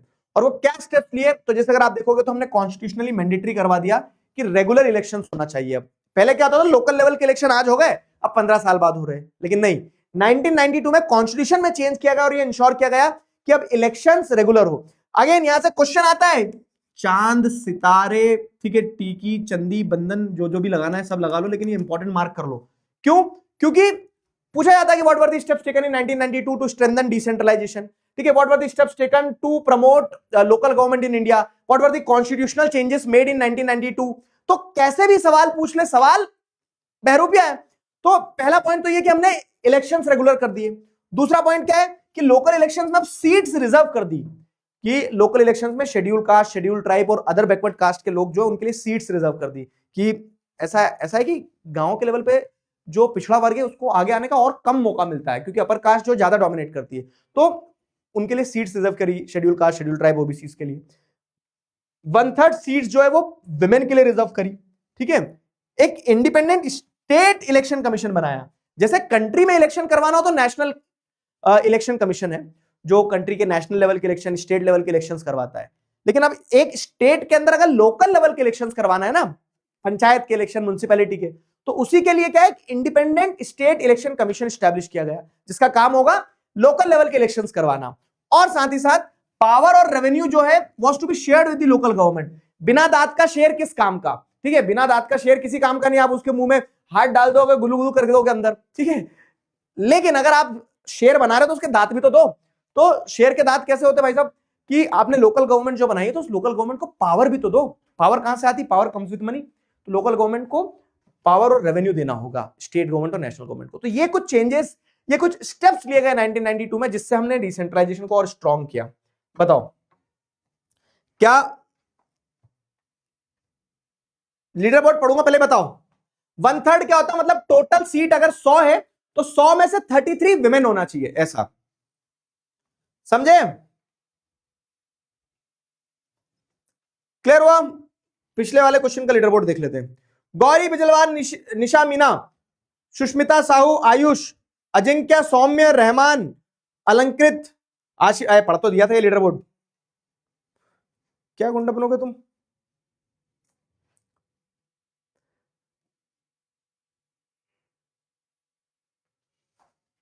अरे बुक में अगर 22 बिसाइड्स हिंदी लिखा है तो गलत लिखा है बुक में।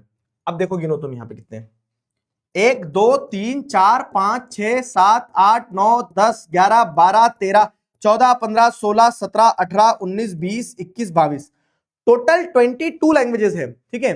तो वो बिसाइड वर्ड गलत लिख दिया, क्या बोल सकते हैं, 22 अलॉन्ग विथ हिंदी, ऐसा होना चाहिए था, ठीक है। बिसाइड्स 21 ही होंगे, हिंदी और 21 और, ठीक है। अब ये तो आपको समझ में आ गया।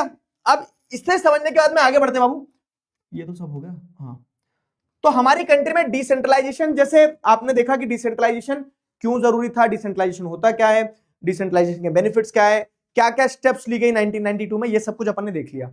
अब ये सब कुछ देखने के बाद में अपन आगे बढ़ेंगे, क्या हम अब आगे बढ़ेंगे अपन ग्राम पंचायती राज सिस्टम इन इंडिया। तो इंडिया में क्या सिस्टम है, पंचायती राज सिस्टम क्या है, इंडिया में डिसेंट्रलाइजेशन कैसे हुआ। तो दो स्तर पे डिसेंट्रलाइजेशन हुआ है, एक गांव के स्तर पे हुआ है और एक शहर के स्तर पे हुआ है। ठीक है, तो गांव के स्तर और शहर के स्तर दोनों स्तर पे अपन क्या करेंगे, मतलब दोनों ही लेवल पे अपन डिसेंट्रलाइजेशन को समझेंगे। यहां तक क्लियर है सब कुछ? बताओ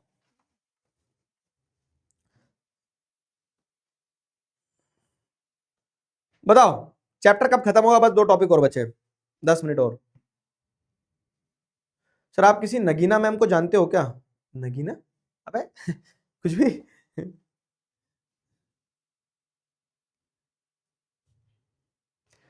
अभी श्रीवास्तव क्या चाहिए बेटा बताओ?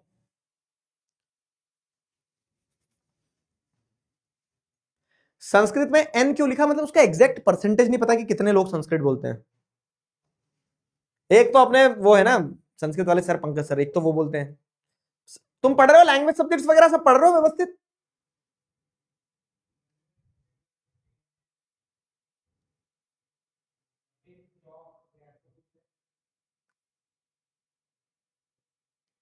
हाथी को चमगादड़ बनाओ सर। सपने देखते हो क्या ऐसे कि हाथी एकदम से चमगादड़ बन के उड़ गया?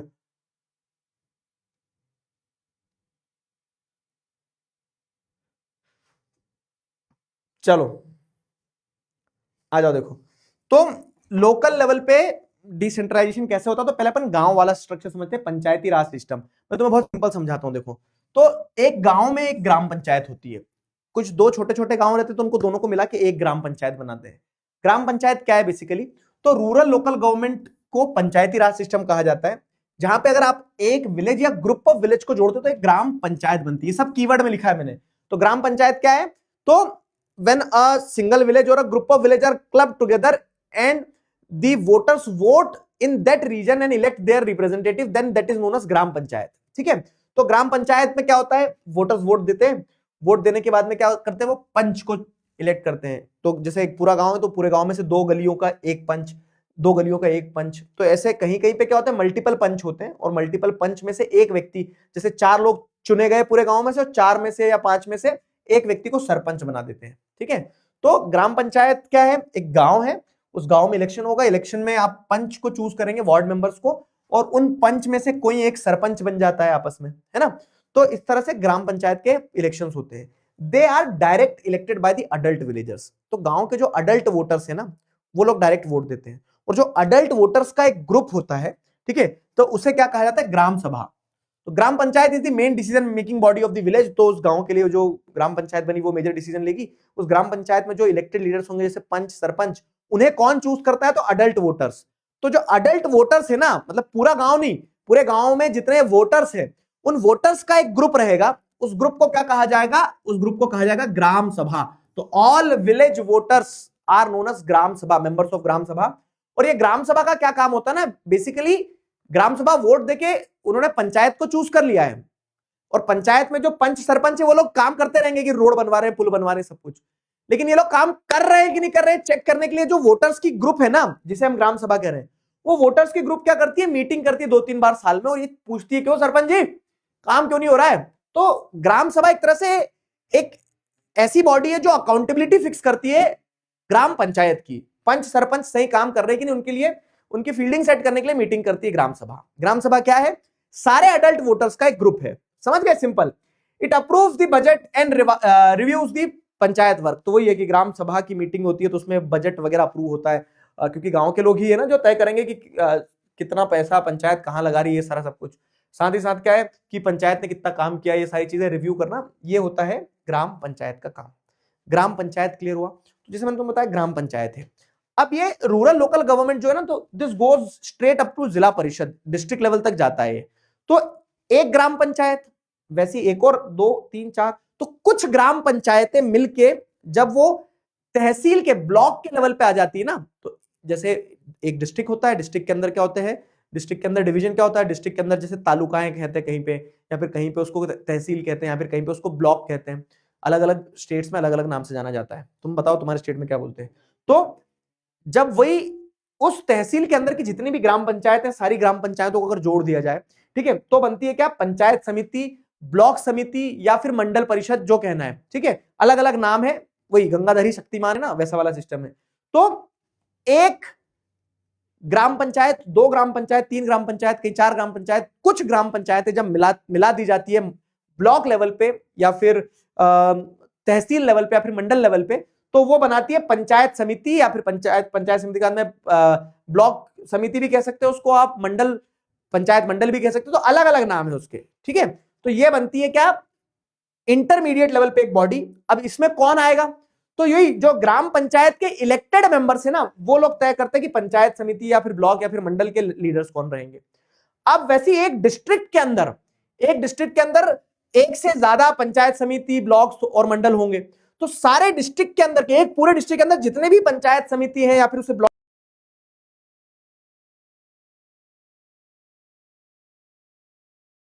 सबको अगर मिला दिया जाए, ठीक है, उन सबको अगर मिला दिया जाए तो बनता है जिला परिषद, क्योंकि वो तो बनता है जिला परिषद। अब देखो, तो यहां पे ग्राम पंचायत बेसिक यूनिट है, ग्राम पंचायत के बाद में इंटरमीडिएट लेवल तो वहां बनता है आपका जिला परिषद। अब जिला परिषद जो है, तो जैसे ये पंचायत समिति को बता दे रहा हूं, तो several gram panchayat together form a panchayat समिति, ब्लॉक या फिर मंडल कह लो उसे। Panchayat samiti members are elected by the panchayat member, तो जो पंचायत के मेंबर होंगे, पंच सरपंच, वही इनको इलेक्ट करेंगे पंचायत समिति के मेंबर को, और यही पंचायत समिति के मेंबर इलेक्ट करेंगे किसको, जिला परिषद के हेड को, जिला परिषद के लोगों को। जिला परिषद क्या है, तो ऑल दी पंचायत समितिज, मतलब जो इंटरमीडिएट लेवल की पंचायत समितिज है, तो all Panchayat Samitis in a district form Zila Parishad, ठीक है। तो डिस्ट्रिक्ट के अंदर जितनी भी पंचायत समिति है वो सारी आपस में मिलाकर जिला परिषद बनती है। मोस्ट जिला परिषद मेंबर्स आर इलेक्टेड रिप्रेजेंटेटिव्स, ठीक है। तो ये इलेक्टेड रिप्रेजेंटेटिव्स होते हैं जिला परिषद के मेंबर्स जो रहते हैं। एट टाइम्स इस जिला परिषद में क्या हो रहा है ना, क्योंकि डिस्ट्रिक्ट लेवल पे आ गए आप, तो अब जो आपके जिले से अगर कोई मेंबर ऑफ पार्लियामेंट होगा, तो वो भी किसी ना किसी जिले को तो बिलोंग करता है, तो एमपीज और एमएलए जो होते हैं ना, वो भी एट टाइम्स क्या होते हैं, जिला परिषद की मीटिंग के पार्ट बनते हैं। और जिला परिषद का हेड कौन होता है, जिला परिषद चेयरपर्सन, जिला परिषद चेयरपर्सन जिला परिषद का हेड होता है, ठीक है। हेड ध्यान रखना 1 मार्क्स में ऑब्जेक्टिव के टाइप में पूछा जाता है। तो ये है आपका पंचायती राज सिस्टम, क्लियर हुआ, ये है आपका पंचायती राज।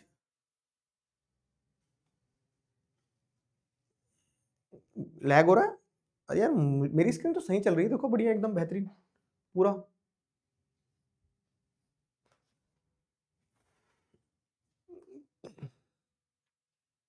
क्लियर हुआ,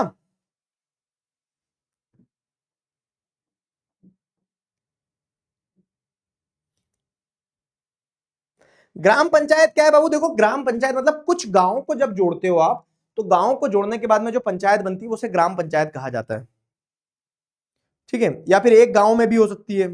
ग्राम पंचायत एकदम ग्रास रूट लेवल की डेमोक्रेसी है, ठीक है। पोहा खाओगे भैया, खा ले पोहा चुपचाप और पढ़ दे पिटाई कर दूंगा नहीं तो तेरी।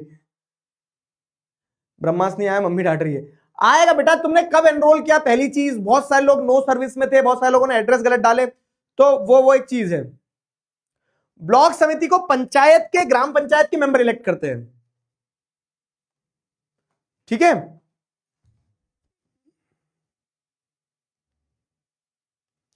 ठीक, तो ये तो आपने, जैसे हम जो लोकल गवर्नमेंट पढ़े, तो लोकल गवर्नमेंट 2 लेवल पे होती है, एक तो गांव के लेवल पे होती है, तो गांव से सीधे उठ के जिले तक आ गई, और जो जिलों के अंदर सिटीज होती है, तो सिटीज की भी अपनी लोकल गवर्नमेंट होती है, जिसे क्या कहा जाता है, अर्बन लोकल गवर्नमेंट। गांव की को रूरल लोकल गवर्नमेंट, शहर की को अर्बन लोकल गवर्नमेंट।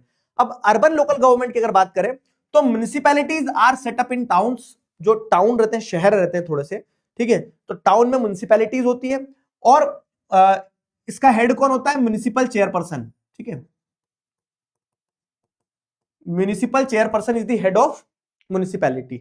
और फिर जो बड़े शहर रहते हैं ना, बड़े शहर जैसे बॉम्बे हो गया, ठीक है, दिल्ली तो खैर अपने आप में बहुत कॉम्प्लिकेटेड है, दिल्ली में उलझ जाओगे, भोपाल हो गया, जो कैपिटल जयपुर हो गया, ठीक है। तो इन बड़े शहरों में क्या होता है ना, म्युनिसिपल कॉर्पोरेशंस होते हैं, ठीक है। म्युनिसिपल कॉर्पोरेशन जिन्हें नगर निगम कहा जाता है, ये नगर पालिकाएं हो गई म्युनिसिपैलिटीज, और नगर निगम होते हैं म्युनिसिपल कॉर्पोरेशन। तो municipal corporations are formed in big cities. तो इन म्युनिसिपल कॉर्पोरेशन का हेड कौन होता है, मेयर। तो mayor is the head of municipal corporation, these are run by elected representatives. तो ये मेयर हो गया, म्युनिसिपल चेयरपर्सन हो गया, इनके इलेक्शंस होते हैं और इन्हें इलेक्टेड रिप्रेजेंटेटिव्स चलाते हैं। तो अर्बन लोकल गवर्नमेंट में 2 चीजें ध्यान रखना है, म्युनिसिपैलिटीज होती हैं और टाउन्स के लिए म्युनिसिपल कॉर्पोरेशन होते हैं बड़े शहर के लिए। म्युनिसिपैलिटीज को चलाने का काम म्युनिसिपल चेयरपर्सन करते हैं, वो हेड होते हैं, और म्युनिसिपल कॉर्पोरेशन को चलाने का काम कौन करता है? मेयर करता है। ठीक है, अब देखो ये जो हमने रूरल लोकल गवर्नमेंट लाए ना, तो इसका अचीवमेंट क्या है? This is the largest democratic experiment in the world. क्यों? क्योंकि पूरी कंट्री में कितने जिले हैं, कितने जिलों में कितने सारे ग्राम पंचायत आ जाएंगे वो, तो ऐसे अगर आप देखोगे तो हमारे यहाँ 36 लाख इलेक्टेड रिप्रेजेंटेटिव्स हैं। 36 लाख इलेक्टेड रिप्रेजेंटेटिव्स हैं जो लोकल बॉडीज में काम करते हैं। ठीक है, local government has strengthen democracy. और लोकल गवर्नमेंट ने क्या करा है कि जब इतने सारे आपने ग्रास रूट लेवल तक इलेक्टेड रिप्रेजेंटेटिव्स पहुंचा दिए तो आपने डेमोक्रेसी को स्ट्रेंथन कर दिया। It has increased women's participation. ठीक है, क्योंकि 1/3 सीट्स विमेन के लिए रिजर्व हुई है। तो ये कुछ अचीवमेंट्स है लोकल गवर्नमेंट के। लेकिन एट द सेम टाइम जैसे अगर आप देखोगे तो जो ग्राम सभा है, वोटर्स की मीटिंग होना चाहिए, तो वो मीटिंग्स रेगुलरली नहीं होती है। States do not have given enough states have not given enough power or funds to the local government। Power और फंड देने की बात हुई है लेकिन स्टेट्स ने फंड और पावर दिए नहीं है। True self government is still not fully achieved. क्यों? क्योंकि जैसे आप देखते हो ना कि सरपंच प्रधान जी नहीं थे, प्रधान जी की पत्नी थी, लेकिन प्रधान जी का अलग रोला था। तो सरपंच पति का कंसेप्ट चल रहा है। विमेन अगर है भी इलेक्टेड तो विमेन के हस्बैंड जो है वो पावर एंजॉय करते हैं। तो true self government is still not fully achieve. ठीक है, अभी तक वो पूरी तरह से अचीव हुई नहीं है। तो ये कुछ चैलेंजेस और कुछ अचीवमेंट है अर्बन लोकल गवर्नमेंट के सिस्टम की। क्लियर हुआ?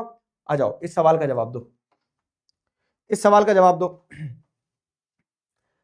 इन which one of the following organs of India are women taking advantage of reservation? अब तो वैसे आपको देखने को मिलेगा कि अब सारी जगह विमेन के लिए वो हो गया है, लेकिन फिर भी still in which one of the following organs of government women are taking advantage of reservation? बताओ, अभी जो इंप्लीमेंट हुआ है उस हिसाब से बताओ। तुम तो बताओ क्या लगता है तुम्हें गाइस, क्या होगा राइट आंसर?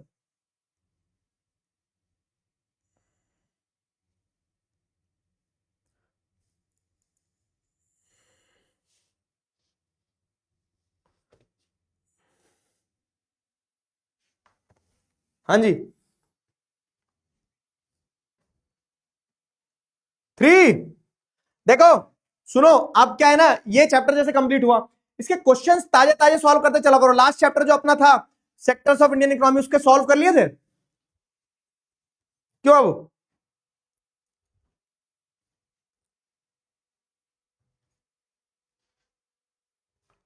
बताओ।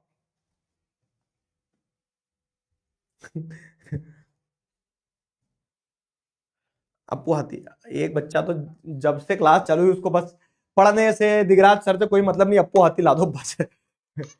घर ले जाओगे क्या इसको, अप्पू हाथी को? देख रहा है अप्पू हाथी कितना फेमस हो गया है तू।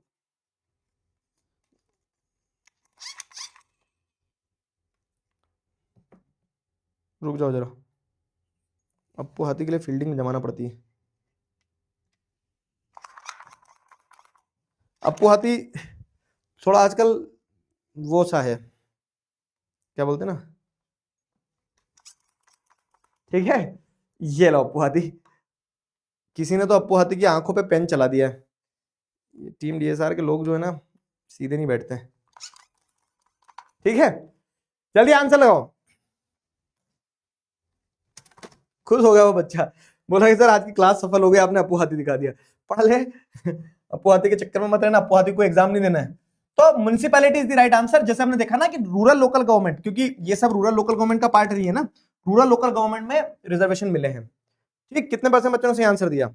मात्र 47 बच्चों ने, 47% बच्चों ने ही सही आंसर दिया है मात्र। अब देखो कीवर्ड्स में क्या क्या है, अगर आप जैसे देखेंगे तो इस चैप्टर में federalism, unitary government, coming together, holding together federation, unitary union territory, concurrent list, union list, state list, सारी चीजें जो जो कीवर्ड के फॉर्म में आ सकती थी, residual power, sorry residuary power, linguistic states, schedule language क्या होता है, कोलिजन गवर्नमेंट क्या होता है, डिसेंट्रलाइजेशन, ग्राम पंचायत, ग्राम सभा, तो छोटे छोटे कीवर्ड्स जो बन सकते हैं वो मैंने सारे लिख दिए हैं। अब ये आपके होमवर्क क्वेश्चंस हैं, मैच दी कॉलम ये वाला, जैसे कौन सा मैटर किस लिस्ट में आता है ये इंपॉर्टेंट है और इसलिए मैंने डाला है। क्यों? क्योंकि मैं आपको बताऊं, ये तय है कि इस साल तुम्हारे एग्जाम में 1 नंबर का एमसीक्यू ऐसा जरूर आएगा कि यूनियन लिस्ट में कौन कौन से मुद्दे आते हैं, स्टेट लिस्ट में कौन कौन से मुद्दे आते हैं, उस टाइप से। ठीक है, ये हो गया। ये क्वेश्चन भी आया था, ये प्रीवियस ईयर की क्वेश्चन है, सैंपल पेपर में आया था ये। फिर उसके बाद में ये वाला क्वेश्चन जो है, तो ये इन जनरल क्वेश्चन दिया है मैंने, ठीक है। तो टॉपिक्स कुछ कुछ इंपॉर्टेंट है। केस बेस्ड क्वेश्चन एक दिया होमवर्क क्वेश्चन में, इसको सॉल्व करके देखना। और इसके बाद में आज के जो होमवर्क क्वेश्चन है वो ये रहे, इनको सॉल्व करना। कल तुम्हें पीडीएफ मिल जाएगा, सॉल्व करते चला करो, देखो क्या होता है। यूजुअली आदमी क्या करता है ना, कि ये वाला क्वेश्चन तो मैंने वो जिस दिन एग्जाम में करवा, मतलब मैं तुम्हें इन जनरल वो बता रहा हूं कि जैसे मान लो तुम पढ़ लिए चैप्टर पढ़ लिया, समझ लिया, हाँ समझ में आ गया सर, आगे बढ़ गए, क्वेश्चंस प्रैक्टिस नहीं करी, और फिर सीधे एग्जाम में जाओगे, और एग्जाम में जब क्वेश्चंस आएंगे ना, तो तुम्हारे साथ क्या होगा, तुम बोलोगे ये जो क्वेश्चन है ये तो मैं उस दिन छुट्टी पे था इसलिए मुझे नहीं पता। फिर दूसरा क्वेश्चन देखोगे, ये वाला क्वेश्चन मैं पढ़ रहा था लेकिन मुझे लगा ये आ ही नहीं सकता और मैंने जानबूझ के छोड़ दिया और ये एग्जाम में आ गया, अरे यार। फिर ये वाला क्वेश्चन मुझे आता है, मैं बस रिवीजन करना भूल गया। तो ये बहाने चलते हैं फिर दिमाग में इंसान के, फिर इंसान को समझ नहीं बैठती कि मैंने कितना पढ़ा कितना नहीं पढ़ा, प्रैक्टिस करी नहीं करी। तो उन समस्याओं से बचना है ना, तो उन समस्याओं से बचना है तो पढ़ लेना। ये क्वेश्चन मुझे याद था, मुझे बस एक शब्द बता दो, मैं पूरे क्वेश्चन का आंसर लिख दूंगा। ये आदमी जुगाड़ लगाता है फिर, ठीक है। ये वाला क्वेश्चन तो मैंने मेरे दोस्त को कल ही समझाया था लेकिन मैं भूल गया यार। तो ये आदमी करता है फिर एग्जाम में। तो इसीलिए आप लोगों से विनम्र निवेदन है कि जब क्वेश्चंस चैप्टर पढ़ा ताजा, जैसे फेडरल और यूनिटी फॉर्म को आपको डिफरेंस बताना है, चैप्टर की पहली स्लाइड में पढ़ा है तो स्लाइड देखना और अपने मन से आंसर लिखने की कोशिश करना। 3 features of federal government, 7 feature पढ़े, 3 तो लिख ही सकते हो। फिर क्या है, 3 characteristics of Indian federal system. तो what makes India federal country, चाहे सवाल वैसे आए या ऐसे आए, सवाल तो बहरूपी आए ना, लेकिन कंटेंट तो वही जाएगा, वो लिखना है।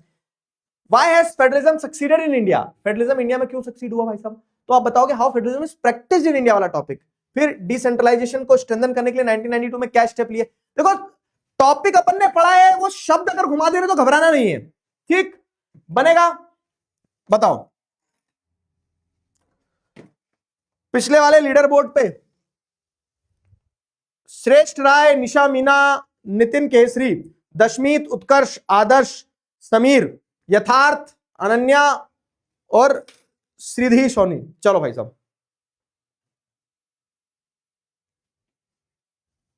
चलो,